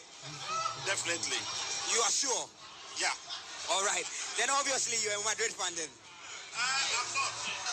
I'm not. I'm a United fan. But you are a Madrid sympathizer. Definitely. We are in the same booth. All right. I'd like to take some extra thoughts. Sir, I would like to get your thoughts on the first half. Just your open thoughts. How have you seen the game so far? So far, PSG have done very well. They are playing well, and I think they will deserve to win. You think PSG deserves to win because they are playing so well? But how do you see PSG if they win this particular game in the final against Chelsea? It's still PSG. Still PSG. You think they have no competitors? They have a solid team. You see, they've won the Champions League, and the team is compact. I mean, they have a... You believe momentum is on their side, right? Certainly. All right, sir. Sir, please, any thoughts on the first half? I don't support any of them, so... You don't support any of them, so you are just enjoying the game. Thank you very much, sir. Thank you. I'd like to take some more thoughts. Hello, sir. Good evening. Good evening. Sir, which team are you supporting in this particular one? Oh, I'm just enjoying it. You're neutral, enjoying the teams, right? But what has been your take on the performance of PSG throughout the season, winning the Champions League, and obviously demolishing the European giants Real Madrid in this particular one? I think they got youthfulness on their side. So the average age, I think, is far lower than the average age of the Real Madrid team. Obviously so. Yeah, I think that they are blending spiritually as well. Okay. Yeah, so we have to watch them next 5 years in Europe. Wow, you think this dominance will extend to 5 years? I think so. Wow. So he says definitely there's youthfulness on the PSG side. They have an average age, which is obviously better than the Madrid side, quite an aging side, or quite an more experienced side. But the youthful exuberance, the compatibility within the players who have played for a consistently 2 seasons in a row, you think they might extend this particular dominance for 5 years? I think so. Wow. I don't think the Madrid fans will agree with you on this particular one. Well, they have done it before, so why should they expect no one else to do it? Okay, that is a very tangible point. You saying that Madrid has dominated Europe for this amount of time, or this past seasons, when they had a very youthful team, everything was on their side, momentum was on their side, and they should expect that other teams will also do that, obviously. Thank you very much, sir. Thank you. Sporty FM. So I'm getting to this is quite an engaging table. I would like to get some thoughts from you. Mr. Manuel, talk to me. How have you seen the game so far? I have no words. You have not been the happiest person. I see you watching. Yeah, my team is losing, so I have no words. It's not just any lose. You are being completely demolished. See, I'm just stating facts. You know, I'm a Chelsea fan. Okay. So I'm just monitoring the match. I'm just seeing how everything is going and just thinking about how Chelsea is going to conquer whoever will win this match tonight. So far, I think PSG, they've really done well. They've dominated the match, and it's cool. Yeah. But popular thought is saying all Chelsea fans would have preferred this Madrid team instead of the PSG team. Just because allow me to finish. Allow me. Just allow me. I'm a Chelsea fan. Okay. And I say on Sunday, just hand over the cup to PSG. We can't. You see? You see? A round of applause for some facts. You see? He's just being plain and simple. He's not a proper Chelsea. No, he's not a proper Chelsea. No. You see? Calm down. Yeah. You cannot say because he's sharing his candid opinions, he's a proper Chelsea. No, he's not a proper Chelsea. Because I understand where he's coming from. When we met, when I'm a United fan, when United met Tottenham, I wanted United to lose. Do you know why? Why? Because United had a prior bad season before that particular season. And then we won the FA Cup against Manchester City, and everybody forgot that we had a bad season. So I didn't want the same thing to happen that season again. He's a football fan first before a Chelsea fan. No. So he's being candid. That's what I think. Notwithstanding, Okay. We are all football fans. All right. Right. I'm a Chelsea fan. Are you a Chelsea fan first before football? No, see, I'm a Chelsea fan first. Okay. So I understand you. No, listen, football fan first before. Chelsea made me develop the love for football. Wow. Yeah. From Drogba and whatsoever. All right. But you know, watching the tournament, how Chelsea have played, they've grown into the tournament. Right. They understand the tournament now. You get it? This is the final. There's a notion that they have played lesser lesser formidable sides to the final. That's the notion. Listen, taking it from the last match from the group stages to the semis. Okay. So you can see the freely developed. Yes, they have definitely grown into the game. Yes. Going into the tournament, as you say. Comparing Chelsea to this Madrid team, Chelsea is far better than this Madrid. So you would have preferred this Madrid team in the final? No, even with PSG, Chelsea will still dominate. Chelsea will win. You dominate against PSG? Of course. It's football. Bro, it's football. Wow. It's football. You can't say because even for me, that's you really are strong. You are judging because of what you are seeing now. Yes. You are judging because of what you are seeing now. Yes. See, no, I'm judging because of what I've seen throughout the whole season. So who said Fluminense, or what's the name of the team? Yeah. Yes. Will score Inter. Yeah. And even to the Saudi team. You know, no one predicted that. All right. But Chelsea also scored them and progressed. Yes. You can't use the lane Chelsea have passed to compare. So you are trying to say it will all depend on what happens on Sunday. Yeah. You can't compare this match to what the final will be. The final is a different ball game altogether. But we might even be jumping the gun because the game is not yet done. And we know Madrid for their remontadas. We might even be jumping the gun. You know, just in case. Per what we've seen. Well, I'm a football fan and I've seen things in football. Trust me. we are all football fans. We all watch football. We all know football. Well, comparing what Madrid is doing now, Chelsea will do far better. What if they come in back? What if Xabi Alonso has something up his sleeve? He has nothing to do. There's no way Madrid will come back and win this match. It's impossible. It won't even take a miracle, huh? There's no way. It can only lead to an extra time and penalty. But I don't think even through that, you think PSG will still dominate? Yeah. And Chelsea will surely win PSG on Sunday. All right. You can mark this anywhere. So you are saying Chelsea will become the first team to win all 5 European championships and win a Club World Cup in the first edition as well. In first this video. Extended edition as well. Mark it anywhere, man. I should mark it anywhere. Mark it anywhere. Thank you very much. I'll hold you for your word. And I know you're a close person to the family of Sporty. So definitely I can find you at any time I want to find you. Anywhere. I can see that Winston Michaels, host of Ball Up Top, is itching. He's also a Chelsea fan. Itching to have a say. I'm itching because Chelsea is very, very disrespected by everyone. And really, and it irks me. You see, this is what Madrid are going through right now. Is evidence that people overly respect them. Overly. Okay. You people you are not using perspective to rate these teams. All right. Everybody who watched Madrid this season will not be shocked at this result. No, even Madrid fans, but everybody who plays Madrid seems to think they are some crazy team. Because they are overly respected. Okay. And Chelsea... And you don't think they deserve that respect? No, they do not deserve that respect. Earned it, I think so. This season... In clear light of football, of European football for the past 10 years, I think they deserve it. Look, let me tell you something. This season, we don't go off of 15 years ago or last season. We go off of current season. This current season, they don't deserve it. All right. They know it.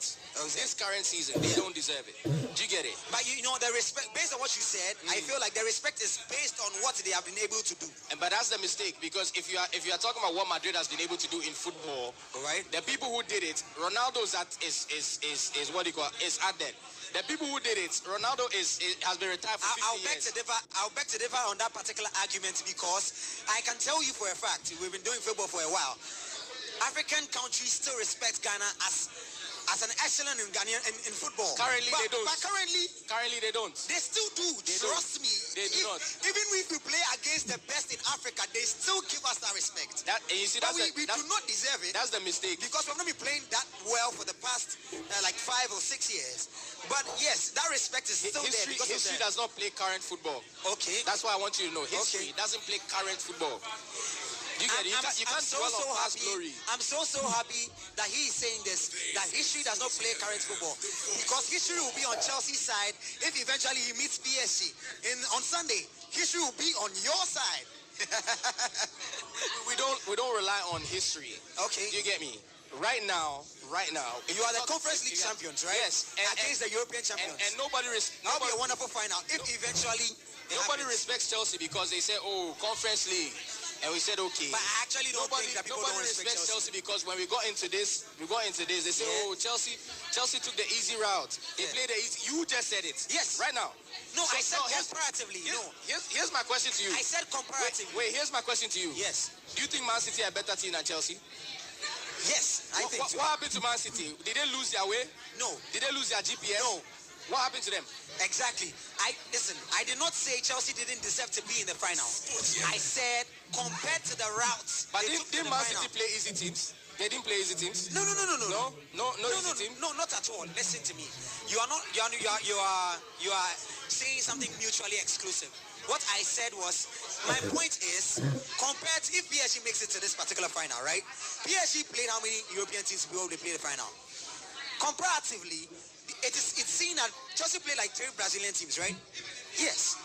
That's what I'm saying. And everybody knows that the Brazilian teams have been the toughest team. Comparing the teams you played in this tournament. No, comparing the teams you played, right, as compared to the teams PSG has played or Madrid has played, in the European pedigree of football, you know. Here's a question for you. What's the hardest team Madrid has played? I'm not saying that what you're saying is not true anyways. No. I'm challenging what you're saying. What is the hardest team Madrid have played in this tournament? Madrid played against Juve, right? Madrid played against. That's not a hard game. That's not a hard game. Chelsea demolished Juve. Madrid played against. That's not a hard game. Oh, really? That's not a hard game. So we are Inter going was in the Champions League final. We are going for a quick commercial break. What are you talking about? We are going for a quick commercial break. We'll be back. Wow. Wow. So you still stand at Chelsea? You feel Chelsea will beat PSG, right? Bro, the teams you're talking about, Chelsea beats regularly. And on our side of the bracket, we had a team that actually beats PSG. Come on, bro. Come on. I am so emboldened by Winston's confidence with Chelsea. You see, I asked you objective questions, but you Yes, I'm so glad you have this bravado, and I want you to have the same bravado on Sunday. Don't worry. As for me, I don't hide. You get me? I don't hide anywhere. Of course, I know you. And I'm telling you, on Sunday, listen. Okay. Sometimes there are some things you don't need to argue. You just need to wait. You understand? You just need to wait. You don't need to argue. You just need to wait and get there on Sunday, and then we will see, right? You will be there. Won't you be there? Most definitely. I will be there. You will be there. Most definitely. All right. So on Sunday we will see what will happen. Yes. So you all heard Winston Michaels also ball up to on Sporty every. So definitely, Mr. Kel, Winston Michaels is very, very hopeful that the final will be a demolition of PSG. Winston Michaels feels that Chelsea will be the team to be able to stop PSG on their unbeatable run in this Club World Cup so far. So right back over to you, Mr. Calvin Owusu-Ansah. You can take over for the second half. Thank you so much, Kobe Perry. It's been an exciting halftime discussion, and Real Madrid still looking for options to get back into their game. And it's a 3-0 lead for Paris Saint-Germain. After the first 45 minutes, the scores remain unchanged for both PSG and Real Madrid. For PSG, Donnarumma is imposed. There is Lucas Beraldo and then Marquinhos in central defense. Nuno Mendes on the left-hand side of defense. And then Achraf Hakimi on the right-hand side of defense. In midfield, Joao Neves as well as Vitinha and Fabian Ruiz.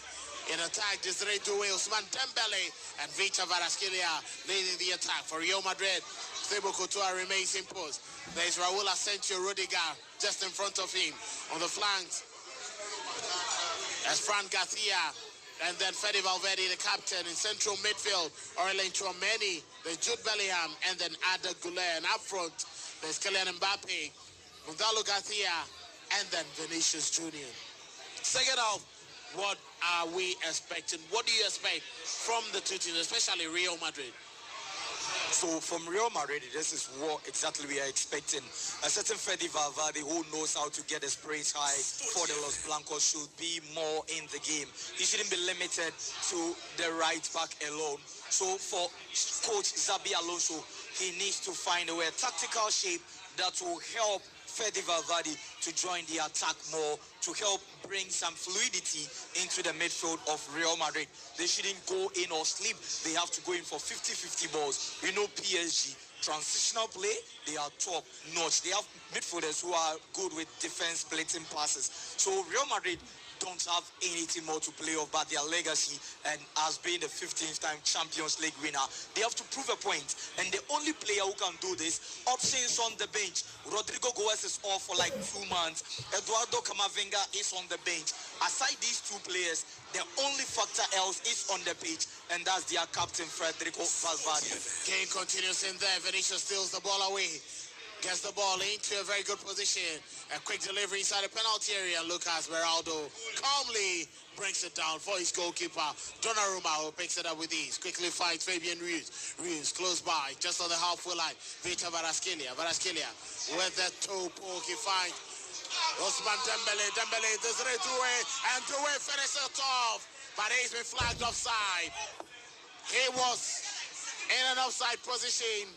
And the second minute of the second half, couldn't see a PSG win. And it was Ousmane Dembele who was off in that build-up. And the referee was very right much on top of that decision made. Real Madrid give the ball away back to Paris Saint-Germain. Fabian Ruiz, João Neves. Neves weighs his options. Gets the ball quickly back into the defensive area. PSG. Not in a rush. Fabian Ruiz down the left-hand side to Vita Varaskelia. Varaskelia with a quick ball. Outwitted is Marcus, trying to spread play down the right-hand side. He quickly feeds it off to Achraf Hakimi. Hakimi does it to Doué with a low cross, but heavily pushed away by Thibaut Courtois. Picked up by Fran Garcia. Garcia gets the ball to Jude Bellingham. And Bellingham has been brought down in the process by João Neves, who is already on a yellow card. He needs to be a bit careful with the yellow card that he has. Well, yeah, very dangerous rounds, and you wonder, is it the right time to substitute him? Not in a game like this. All the managers are keeping their cards close to their chest. For Real Madrid inside the penalty area, but what sort of pass there from Gonzalo Garcia, another very best. And PSG quickly repel that attack. Kylian Mbappe picks the ball inside the penalty area, looking for that run. Kylian Mbappe just at the edge, leaves it for Gonzalo Garcia, but that was too short of a pass and easily pickpocketed by Fabian Ruiz. But his delivery has quickly been cut short by Aurelien Tchouameni. Lays the ball for Jude Bellingham. Ball picked up by Tchouameni. Is he going to drive one there? He loses control. Referee whistles for a foul there against Real Madrid. After Tchouameni came second best to that challenge.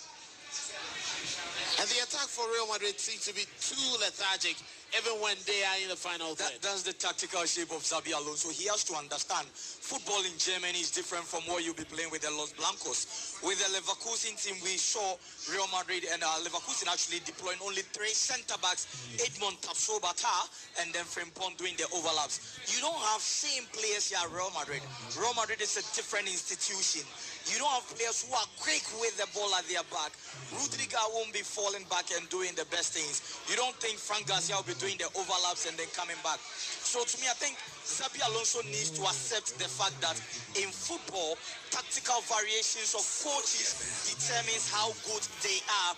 He has to change his style, or else it is going to be a bad day for Real Madrid in this game. They have to deploy players who rather play some, not only on positional play. Whenever they lose the ball, they have only 3 players in their own half, and that's Real Madrid. You can't defend with 3 players in your own half and expect to be not conceding goals against Paris Saint-Germain. No, but this is a situation where they are chasing the game. They are behind. They have to commit bodies forward. It leaves them vulnerable at the back, but then you can't just slide down and roll over. It's a big ask for them. This is very, very difficult, especially after going down to. What do you do? Do you throw caution to the wind, or do you go all out? Now, Modric is warming up. Probably. Definitely. It was one of the first substitutions Xabi Alonso was going to do, because you need a controller in the middle of the pitch. Yes. They are just hoping to have the ball at the other end of the pitch, but they don't have any control of this game. Let me also tell pundits and investors that if you think PSG will score the next goal, you have an 85% chance of winning. 1.85 is the odd. If you think Real Madrid will score their next goal, is at 2.60 only on the Sporty Bet app. If you think there will be more than 4 goals in this game, 1.57, 57%. for you in profits. But this is a lively game, and PSG on the front foot again. PSG on the front foot again, but quickly Real Madrid decide to prevent them from getting into a very good position. Frank Garcia trying to clear the lines. He's been bundled down, and Timo Masiniago whistle for a free kick against Desiree Doué. 7 minutes inside the second half. PSG 3, Real Madrid 0. Fabian Ruiz with a brace, and Ousmane Dembele with one in between the brace. Ball is picked up by Fede Valverde, who seemed to have joined the midfield in the second half. Pushes the ball down the left-hand side. He finds Vinicius. Valverde picks up the return, comes in central. He finds Raul Asensio. Close by his other Goulet. Decides to go wide to Gonzalo Garcia. Garcia lays it for Goulet. Goulet finds Kylian Mbappe. Mbappe back to Kylian Mbappe. But he shoots wide. The intent was clear, but the execution lacking any precision and accuracy. Yeah, they need to be doing more of this. And if you look at the play, the pass back for Kylian Mbappe was from who? Federico Valverde. You need this player up front. You need this player to be mashing up some ball from the midfield, not at the right back position. So I understand Real Madrid need more men up front, but with clinical touches up front, they can cause damage to Paris Saint-Germain. Well, Real Madrid need a lot more of these up front. There's still more time for them to get back into the game. 37 more minutes, and that's a foul there. Raul Asensio bundling into his man, Victor Varaskelia, and Timo Masiniago quickly tells him to calm down. Another Goulet helps Victor Varaskelia to quickly get up. Luis Enrique not very much happy with that decision, but the free kick goes the way of PSG. Sporty 106.1 FM in Accra, across our affiliates in Kumasi and Takrade. Live radio commentary of the game between PSG and Real Madrid, FIFA Club World Cup second semi-final. Chelsea already booking their ticket in the final from yesterday's 2-0 win over Fluminense. Now, it's whether Real Madrid can get themselves back into the game, or PSG will be Chelsea's opponent on Sunday at this particular venue, the MetLife Stadium in New Jersey. Quick ball in there, drops in for Anthony Rudiger. Rudiger finds Asensio. Asensio goes all the way back to Thibaut Courtois. Courtois weighs his option, decides to go long. And the ball quickly brought down there by Gonzalo Garcia. Another very best of plays as Fede Valverde couldn't latch onto it. Nuno Mendes going strong on the ball. Very clever play from the Portuguese international. Lays it down in midfield for Fabian Ruiz. Ruiz has Vitinha close by. Vitinha down his left-hand side. Victor Varaskelia. Real Madrid better organized in the second half. Game continues. A quick delivery down the right-hand side, just after the halfway line. It's picked up by Marquinhos. Marquinhos goes to Achraf Hakimi. Hakimi lays the ball for Fabian Ruiz. Ruiz gets the ball to Ousmane Dembele, but that's a poor touch from Dembele. And Real Madrid lose possession, but Marquinhos picks up the scrap and gets PSG on to another attack. Ruiz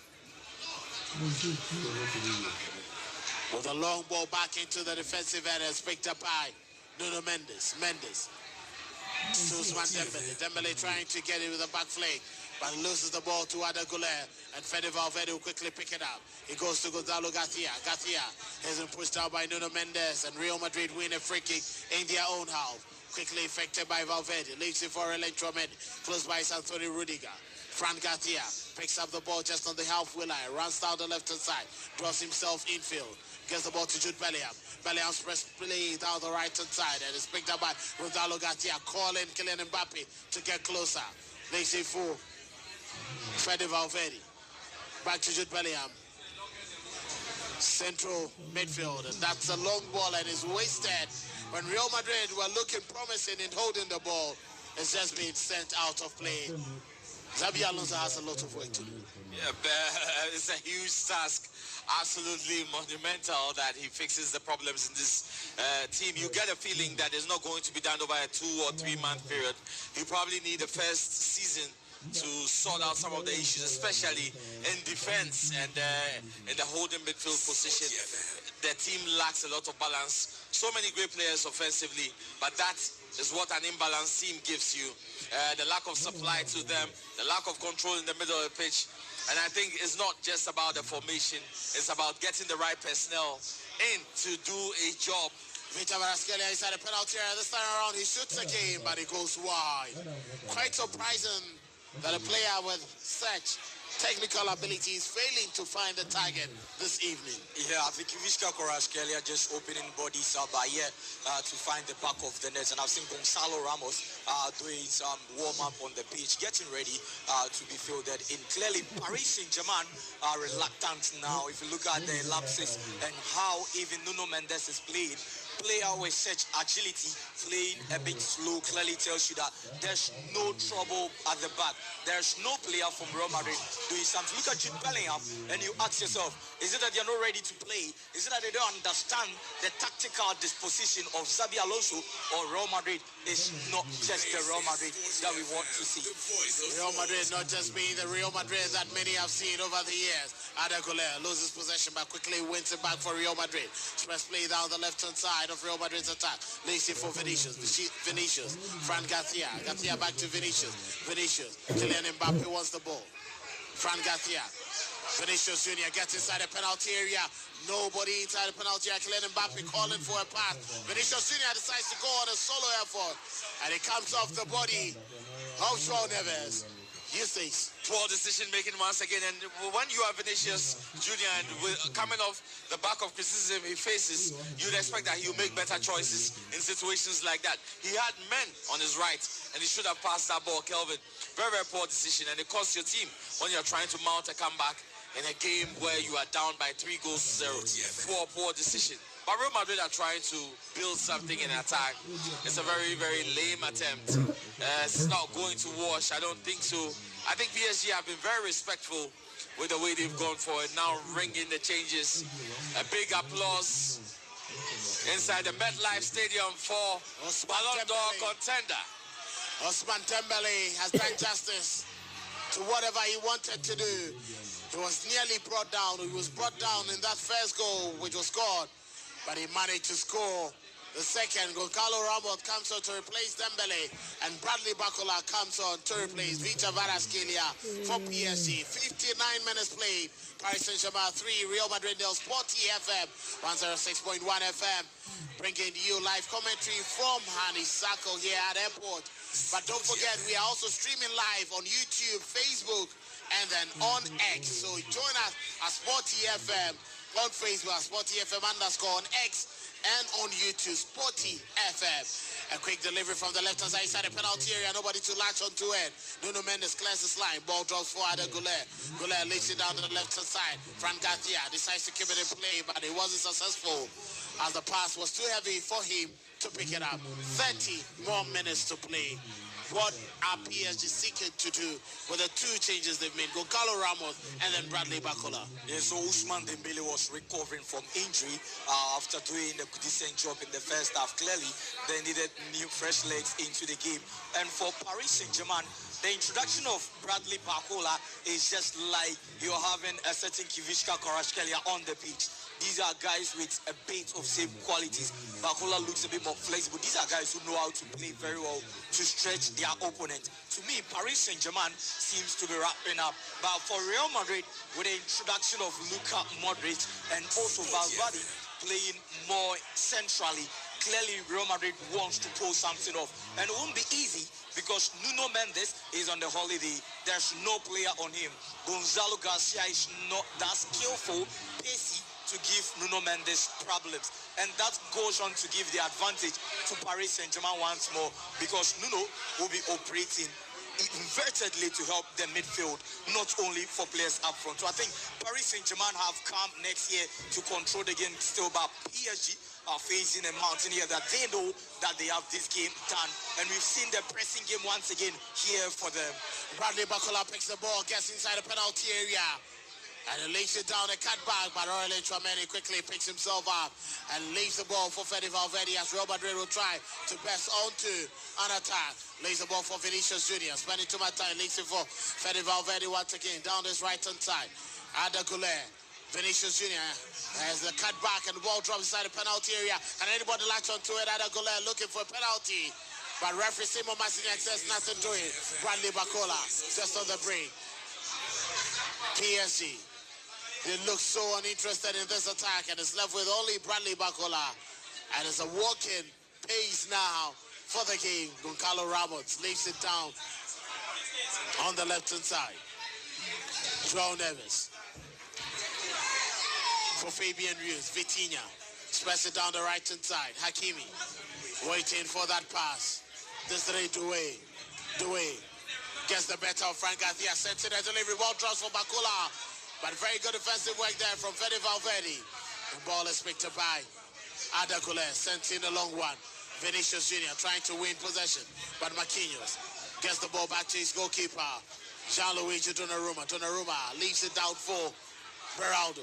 Beraldo close by as Fabian Ruiz. Ruiz with a quick ball inside central midfield. He finds João Neves. Vitinha expresses play down the right-hand side to Achraf Hakimi. Hakimi gets the ball back into central midfield. Picked up by Fabian Ruiz. Ruiz just on the halfway line. He leaves it for João Neves. Makes a twist and a turn. Vitinha wants that pass. But the easiest option is Mendes. Mendes leaves the ball inside midfield, but that pass goes wrong from Goncalo Ramos. And Jude Bellingham picks up the pass, looking to advance, besting forward. Jude Bellingham running into a very good position. He's going to shoot himself. He does so, but he's been blocked by Beraldo. And it's picked up by Aurelien Tchouameni down his right-hand side. Goncalo Garcia sends it a delivery, but Vinicius, not the best player you can send this delivery to. And the clearance comes in from Marquinhos for a corner kick. Madrid better the second half. Yeah, Madrid are doing something good here, and I think they have to do that because PSG are leaving their foot off the pedal because you've been controlling this game, and all of a sudden they are misplacing passes. From the start of the second half, they misplaced 3 passes. Clear example of a team that is feeling reluctant, a team that is not ready to get the job done. 3 goals might be more, but we know Real Madrid, with the introduction of Luka, will be coming on. They have to be very careful because Real Madrid wants to pull something off, and their players are playing something. To me, tactically, being disciplined, Madrid are maintaining their shape. We've seen Valverde going up front and also dropping deep. Bacola has to be more into the game because Kvaratskhelia was filling in the back. We've seen Real Madrid trying to make substitution here to help their cause. Ball substitution coming in for Real Madrid. Raul Asensio is off. Jude Bellingham is off. Vinicius Jr. is going off. Changes from the Los Blancos. And as you can see, Xabi Alonso will want to try something new. Luka Modric coming on. And looks like Brahim Diaz also coming on. And Eder Militao has been off for quite a very long period. But then he gets an opportunity to play for Real Madrid before the season ends. Luka Modric picks up the captain's armband. Eder Militao partnering Rudiger, and Brahim Diaz coming on to fill in for Vinicius Jr. throwing in for Real Madrid. The ball quickly sent down to Brahim Diaz. Diaz leaves it for Fede Valverde. Valverde close by. Aurelien Tchouameni gets the ball to Rudiger lays it down the left-hand side. Frank Garcia, a quick delivery down the left-hand side. Can Madrid latch onto it? But that's a poor ball, and clearance comes in from PSG. Brahim Diaz lays it down in there for Ada Gule. Gule's press play. Picked up by Fede Valverde. Valverde trying to run into a very good position. He goes in with a short pass, but quickly covered by Fabian Ruiz. Ruiz clears his lines, and he fights with Goncalo Ramos. Ramos goes down his right-hand side of midfield, and he picks up Desiree Doué. Doué comes back to Hakimi. Hakimi finds Goncalo Ramos. Ramos back to Hakimi. Hakimi to Marquinhos. Marquinhos close by as Fabian Ruiz. Nuno Mendes. Mendes. PSG calmly playing the ball at the back, trying to build up coolly and calmly. They are not in any rush. A quick ball from Bradley Bacola had crossed the line. It's going to be a throw-in. And PSG will send in more men. It looks like Mayulu and Warren Zaïre-Emery will be coming on. Fabian Ruiz seems to be the man who will be going off. He has a brace together with Desiree Doué. Unfortunately for him, he couldn't get a goal, and he would be going off the pitch. These are the subs being made there by PSG. Mayulu and Warren Zaïre-Emery coming on But Desiree Doué and Fabian Ruiz, like for like. Yeah, the youngest goal scorer in the UEFA Champions League, Mayuli in there. And Desiree Doué also leaving the pitch. Clearly, Luis Enrique sees the job done, so he needs fresh leg on the pitch. But one thing that we have to know about Warren Zaïre-Emery is that he's one of the most tactical players in the midfield of Paris Saint-Germain. Last season, he started so well before Fabian Ruiz came on along the line to take the baton from him. For me, Real Madrid want to play more centrally, but the transitional play of PSG still remains intact. And that's if you have João Neves and also Vitinha in the game. Player who possesses the game, the only player with the transitional ability to help decoy from the back line to the midfield and also to the attack. Paris Saint-Germain are feeling reluctant. And a quick ball for Real Madrid inside the penalty area, but the clearance comes in from Vitinha. And Madrid still looking forward to get to the best. Luka Modric inside the penalty area, sent in a quick delivery. Kylian Mbappe at the back of the goalpost. And the clearance comes in from his friend, Ashraf Hakimi. 67 minutes play, Sport 106.1 FM. We are transmitting live across our affiliates in Kumasi and Takrady. Also on X at Sporty FM _ and on Facebook. Oh, Luka Modric trying to do too much with the ball and is quickly loses possession. Ball drops for Fede Valverde. Close by is Eder Militao down the right hand side. Can he send in a quick delivery? But it's been brought back to Fede Valverde. Links it for Aurelien Tchouameni. Brahim Diaz. And it's ball back to Fede Valverde. Valverde lays it down the right hand side for Eder Militao. Goes in with a short delivery, but the clearance comes in from João Neves. It's going to be a corner kick for Real Madrid down the right hand side of the attacking area. Arda Güler elects himself to effect this. 68 minutes played. PSG 3, Real Madrid 0. Ball to Luka Modric. Modric lays it down for Arda Güler with a think of a delivery, but ball has been cleared there by PSG. What was Eder Militao trying to do? But Real Madrid comes second best in that aerial tussle. Referee allows play to continue. Militao, Luka Modric slides it, trying to win possession. And a quick ball down the right hand side. Can this be the fourth goal? A quick touch in there. Goncalo Ramos, he shoots, but comes off the body of Fran Garcia, who put his body on the line inside the penalty area, and he blocks that effort. That was great counterplay there, but Goncalo Ramos couldn't find the target. I think that is self-explanatory as to why Goncalo Ramos is on the bench. Because when you have chances like this, you need to work the goalkeeper at the very least. Get the shot on target. Ball down the left-hand side, Bradley Bacola gets inside the penalty area. And that is wasteful. Another one, and that's why he's on the bench as well. Is the reason why Kawa complains about Rasta players. You see? An example of why Yao Fosulabi is justified when he speaks about Rasta players. Rasta Fosa. Game continues. Kylian Mbappe trying to go on a solo run. He does well. Goal. He past two men. But too heavy a touch. And Donnarumma will pick it up.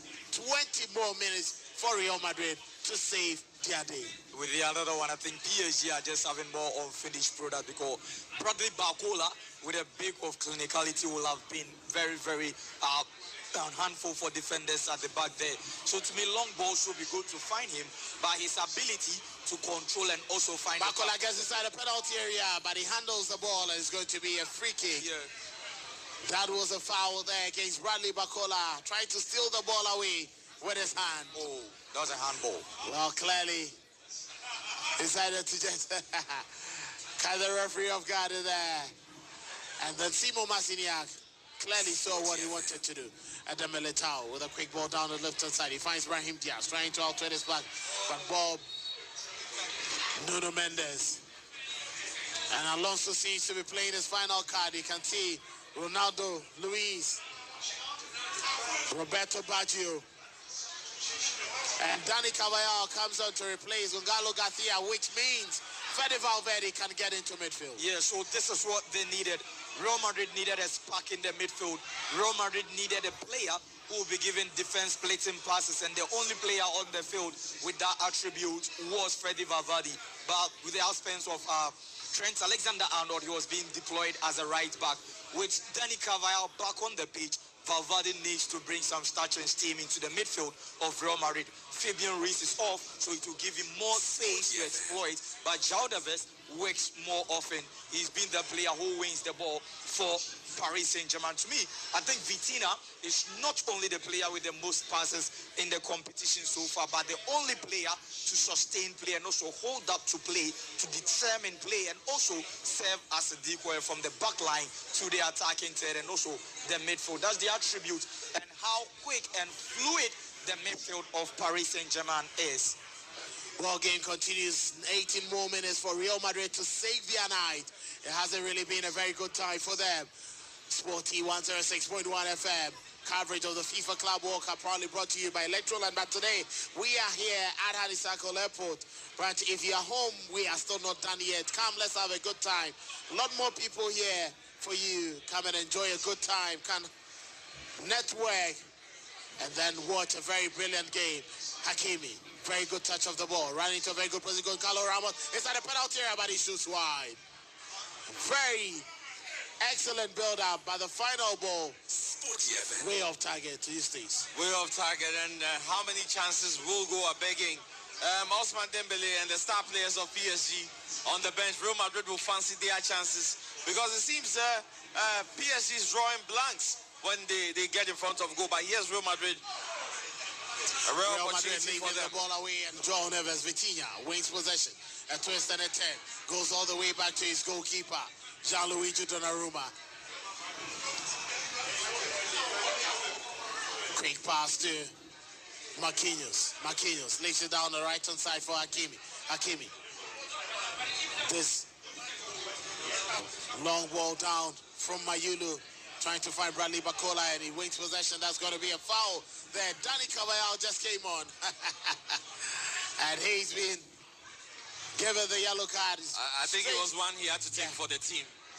He desperately had to take it for the team. Well, that's quite cynical. That's quite cynical. He's just been let off. That was quite cynical. Close to Bacola's chest. Game continues with a quick ball down to Nuno Mendes, who finds Beraldo. Beraldo goes in close to Marquinhos. Marquinhos. Ball back to Nuno Mendes. Mendes. And that pass quickly gets to Fede Valverde, who waits possession. Leaks it down for Kylian Mbappe. Mbappe down his right-hand side. Brahim Diaz. And Dani Carvajal clearly not happy with that touch. Brahim Diaz decides to go low with a cross, but drops outside. And a drive comes in there from Fede Valverde. Beraldo deflected it off for a corner kick. These are the efforts Real Madrid probably will need now. Clearly, these are one of the attributes of Fede Valverde. If you have such a player as your right back, he won't be pulling these off. There was just some good block there from Paris Saint-Germain. I think PSG are feeling more reluctant, allowing Real Madrid to now come into the game. 7 corners so far. Investors will be happy on the Sporty Bet app. Over 8.5 we are hoping for the last 2 corners, so we can celebrate with our small coins on the Sporty Bet app. Investors are waiting for 2 more corners. Some investors are waiting for their over 3.5 to drop, but Real Madrid are not ready to score. PSG are not ready to add anymore. A long ball drops in for Garcia. Garcia's place it deflects off, and Donnarumma will quickly pick it up. Frank Garcia. 75 minutes stand. And Alashek, PSG, more money, more trophies, more investment, more victories. That seems to be the plan. Of course, you can expect some more investments, especially from the youth side. They would want to bring players in who fit into this philosophy and this setup that is so great for the club. They let a lot of players go. Lionel Messi, Neymar. We spoke about Mbappe, and who didn't they have? But we've seen that coaching is imperative. It's above everything else. And Luis Enrique, the man to give all the credits to. Luis Enrique, the man to give all the credit to. Bradley Bacola couldn't keep it in play, and the referee whistle for a break for the players to quickly take in fluid. Xabi Alonso will probably have his final word as the team regroups. What do you think he will be telling them? With 15 more minutes to play. 15 more minutes to go. I think Real Madrid will have to find their fulcrum and also a pivotal player in the midfield. The Luka Modric coming up, making the midfield more thicker. But clearly they need Eduardo Camavinga in this game to add more long passes to their midfield.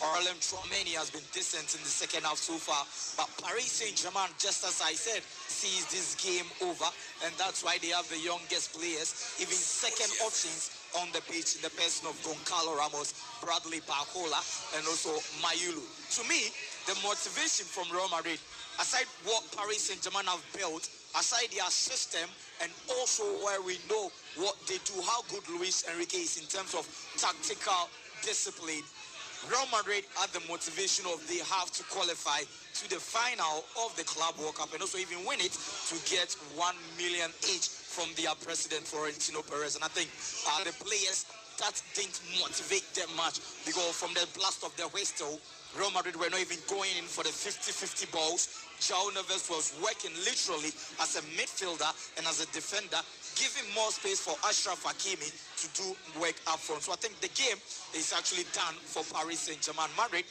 will have to just salvage their legacy and also just do some consolation goals here. Well, Madrid should do some consolation goals. And don't forget that our coverage of the FIFA Club World Cup is powered by Electroland. And hey, Ghana, the Samsung kickoff promo is on. It's a goal for savings. The CD is rising and the dollar keeps dropping. And all you need to do is to know that Samsung prices are also dropping. Get double price cards on LED smart TVs, 4K UHD, stunning QLEDs, and even OLED TVs. Grab a Samsung OLED 65, 75, or 83 inches and walk away with a free projector and a big discount. Snag 100-inch and 120-inch projectors. Samsung Duracool fridges, inverter ACs with free Wi-Fi breakers, washing machines, and many more, all at crazy good prices. All you need to do is to also get in and buy the bespoke 4-door fridge and get a free glass panel to match your style. Don't miss out. Just rush to Electroland showrooms and authorized Samsung dealers nationwide for yours. You can call 050-315-9739. Samsung kickoff promo. It's game on for savings. We're coming to you live from Honeysuckle Airport branch here, where our coverage of the FIFA Club World Cup second semi-final between Real Madrid and PSG is currently ongoing. PSG with a 3-0 lead with 12 more minutes to be played. But don't forget that the ABSA Independent Full Marathon is on and is there. ABSA Black Star Marathon, that is calling.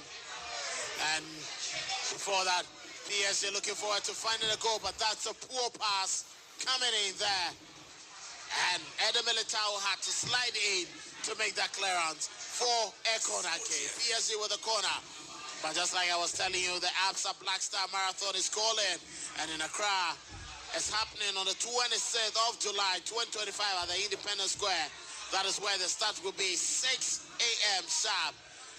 And all you need to do is whether you are chasing personal glory, running for your health, or telling your story with every step, don't miss your chance to be part of Ghana's premier marathon. The full marathon is 42.2 kilometers for men, women, racing in wheelchair. Also, the 10-kilometer run, jog, walk, wheelchair category is also on. Register now at blackstarmarathon.com or dial *713 *33 *22 hash, *713 *33 *22 hash.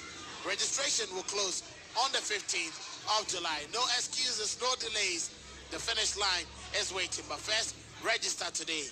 ABSA Black Star Marathon. Your story matters. So all you need to do is to be present on the 26th of July, but register before the 15th of July. Eustace, final minutes of the game.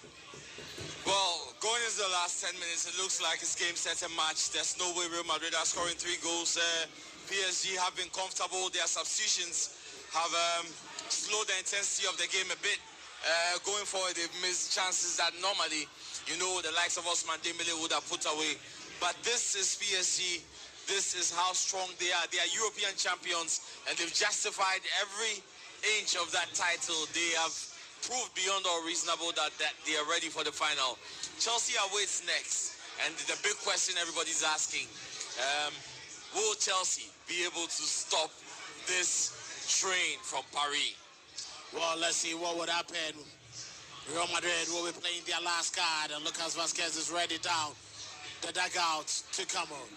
Anthony Rudiger quickly picks up that ball and faces off to Aurelien Tchouameni. Tchouameni goes all the way back to Thibaut Courtois inside the penalty area.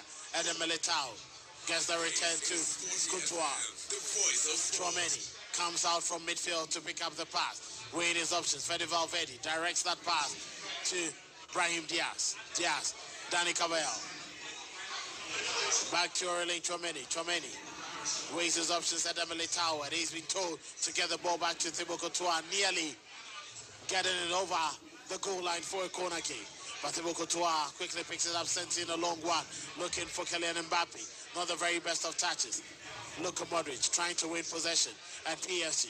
João Neves comes in central. Brilliant touch and a turn. Lazy for Achraf Hakimi. He lays it down for Vitinha. Inside the center circle. Vitinha makes a twist and a turn. He finds João Neves. Down his right hand side. Lee Kangin with the ball. But Vitinha will pick up the pass and weighing his options where to place that ball. João Neves. Real Madrid. Looks more like PSG are having a training session for that final on Sunday. Increasingly dominating Real Madrid every aspect. Bradley Barcola leaves the ball down for Mayulu. And a sliding tackle there from Eder Militao is going to be a throw-in as Real Madrid will play their final card. PSG are just playing, slowing game down, hoping that the whistle just goes for the final play.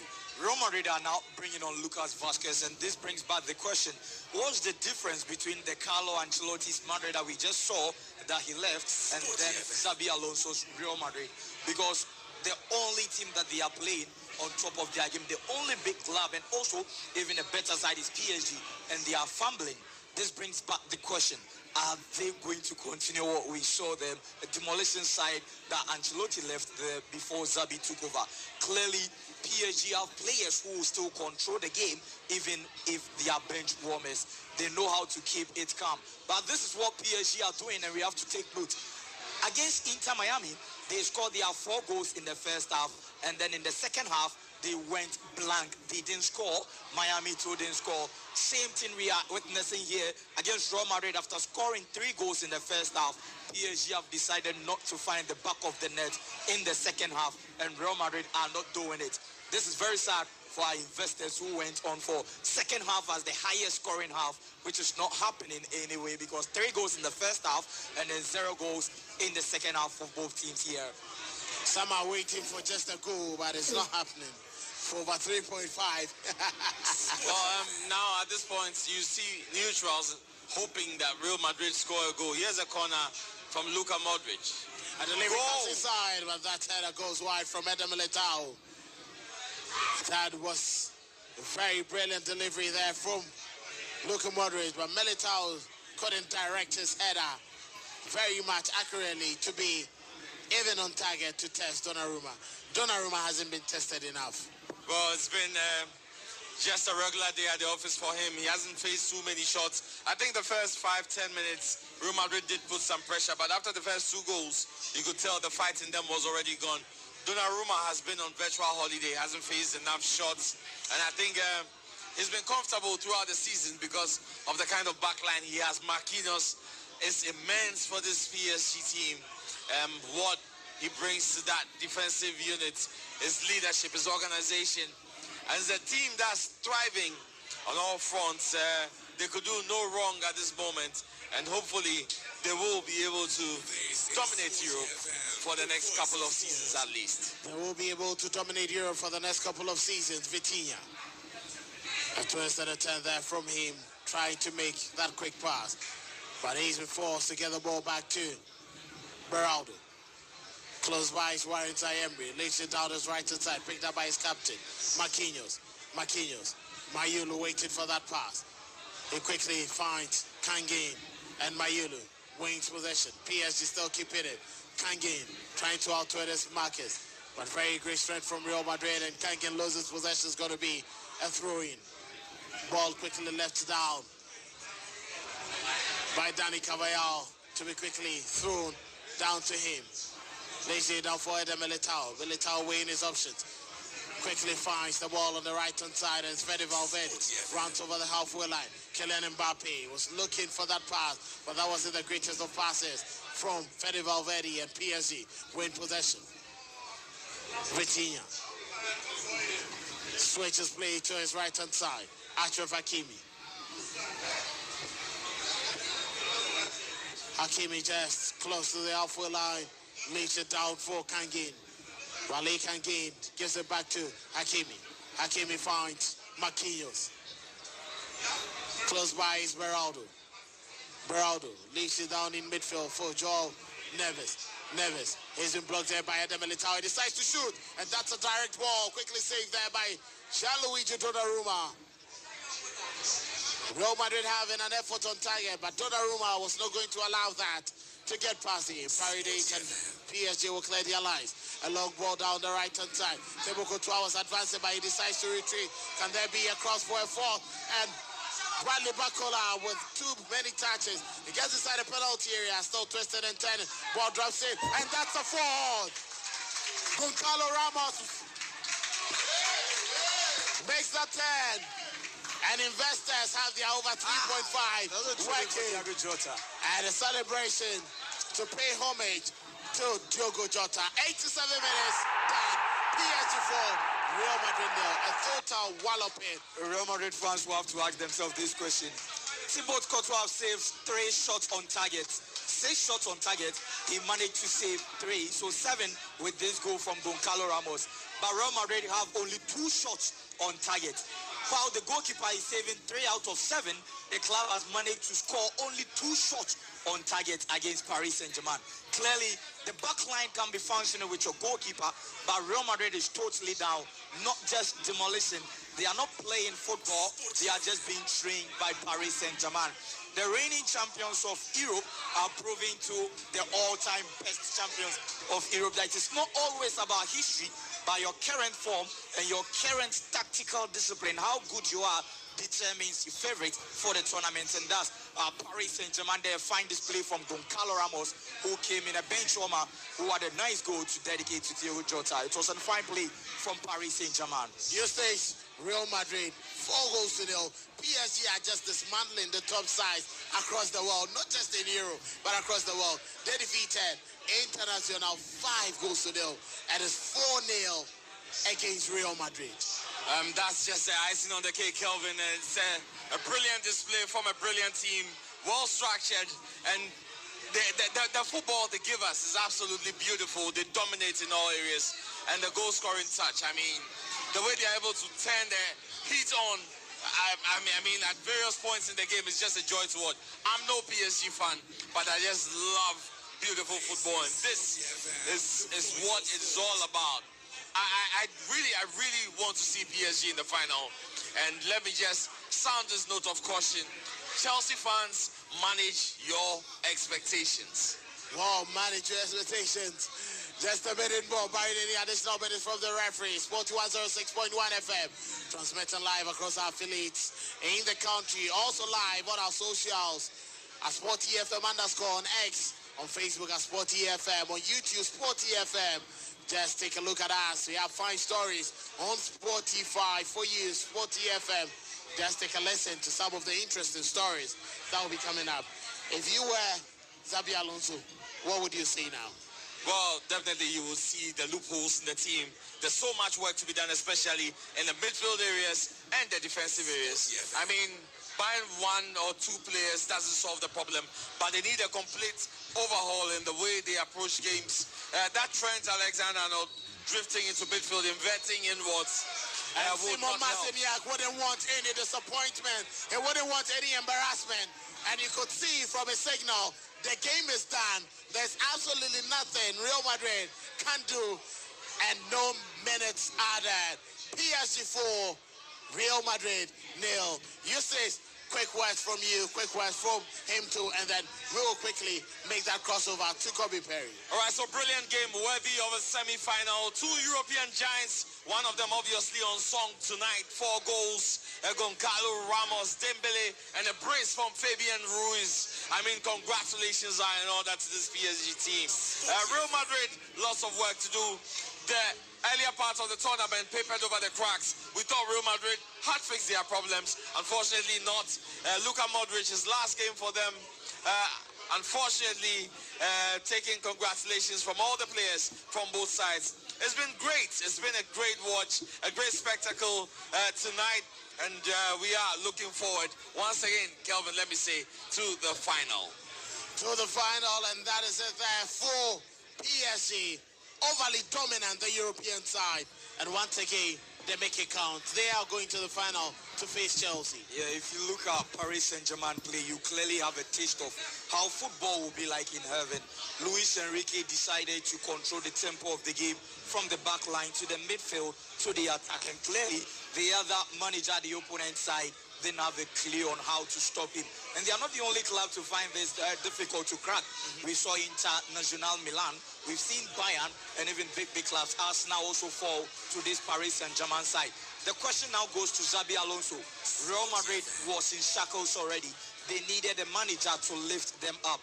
They needed someone to fix the puzzle. Now find players who will do it. Players who will be tactically disciplined to who he is. But if it's about football now in Europe, there's no other team that plays this total football, even without their forward number 9, who is the lone striker on the bench. Dembele adds the touch of it. Dembele's goals are now put him up there. Right now, I just saw Ballon d'Or, French Football Magazine, just refreshing their page because they've seen Dembele at the back of the score sheet. Probably there's just a statement that he's coming for the Ballon d'Or. This is the PSG side, a successful quadruple, and now they are on the way to make it sextuples if they are able to win this. If you're a Chelsea fan, I know blue is the color. Football might be the game, but on Sunday, the game might be a demolition exercise for Paris Saint-Germain. So PSG winning, Kylian Mbappe getting a quick interaction with his friends from PSG. And that is it there, but we'll be getting to Kobe Perry. Thanks, Eustace Niakwe. And thanks to Zlatan getting us the very exciting coverage here at Hani Sako. But Kobe Perry will quickly have an interaction in and around before we call it a wrap. Well, I can see Nana Kwame Labi signaling to me that Chelsea are going to, kill and tell PSG. But wait for Sunday. Kobe Perry, over to you. He's dreaming. All right. Wonderful commentary from the one and only Kelvin Owusu-Ansah, together with the team, Mr. Zlatan and Eustace Niakwe, the MC. I'd like to take some thoughts from the on-watchers as well. Definitely, let me come to this particular table. It's an honored table. I have former Black Stars winger, Mr. Sabato, that's what we call him, like sitting on this particular seat. I have other dignitaries, honorable men here as well. I would want to get just your thoughts on the game in general, just your thoughts.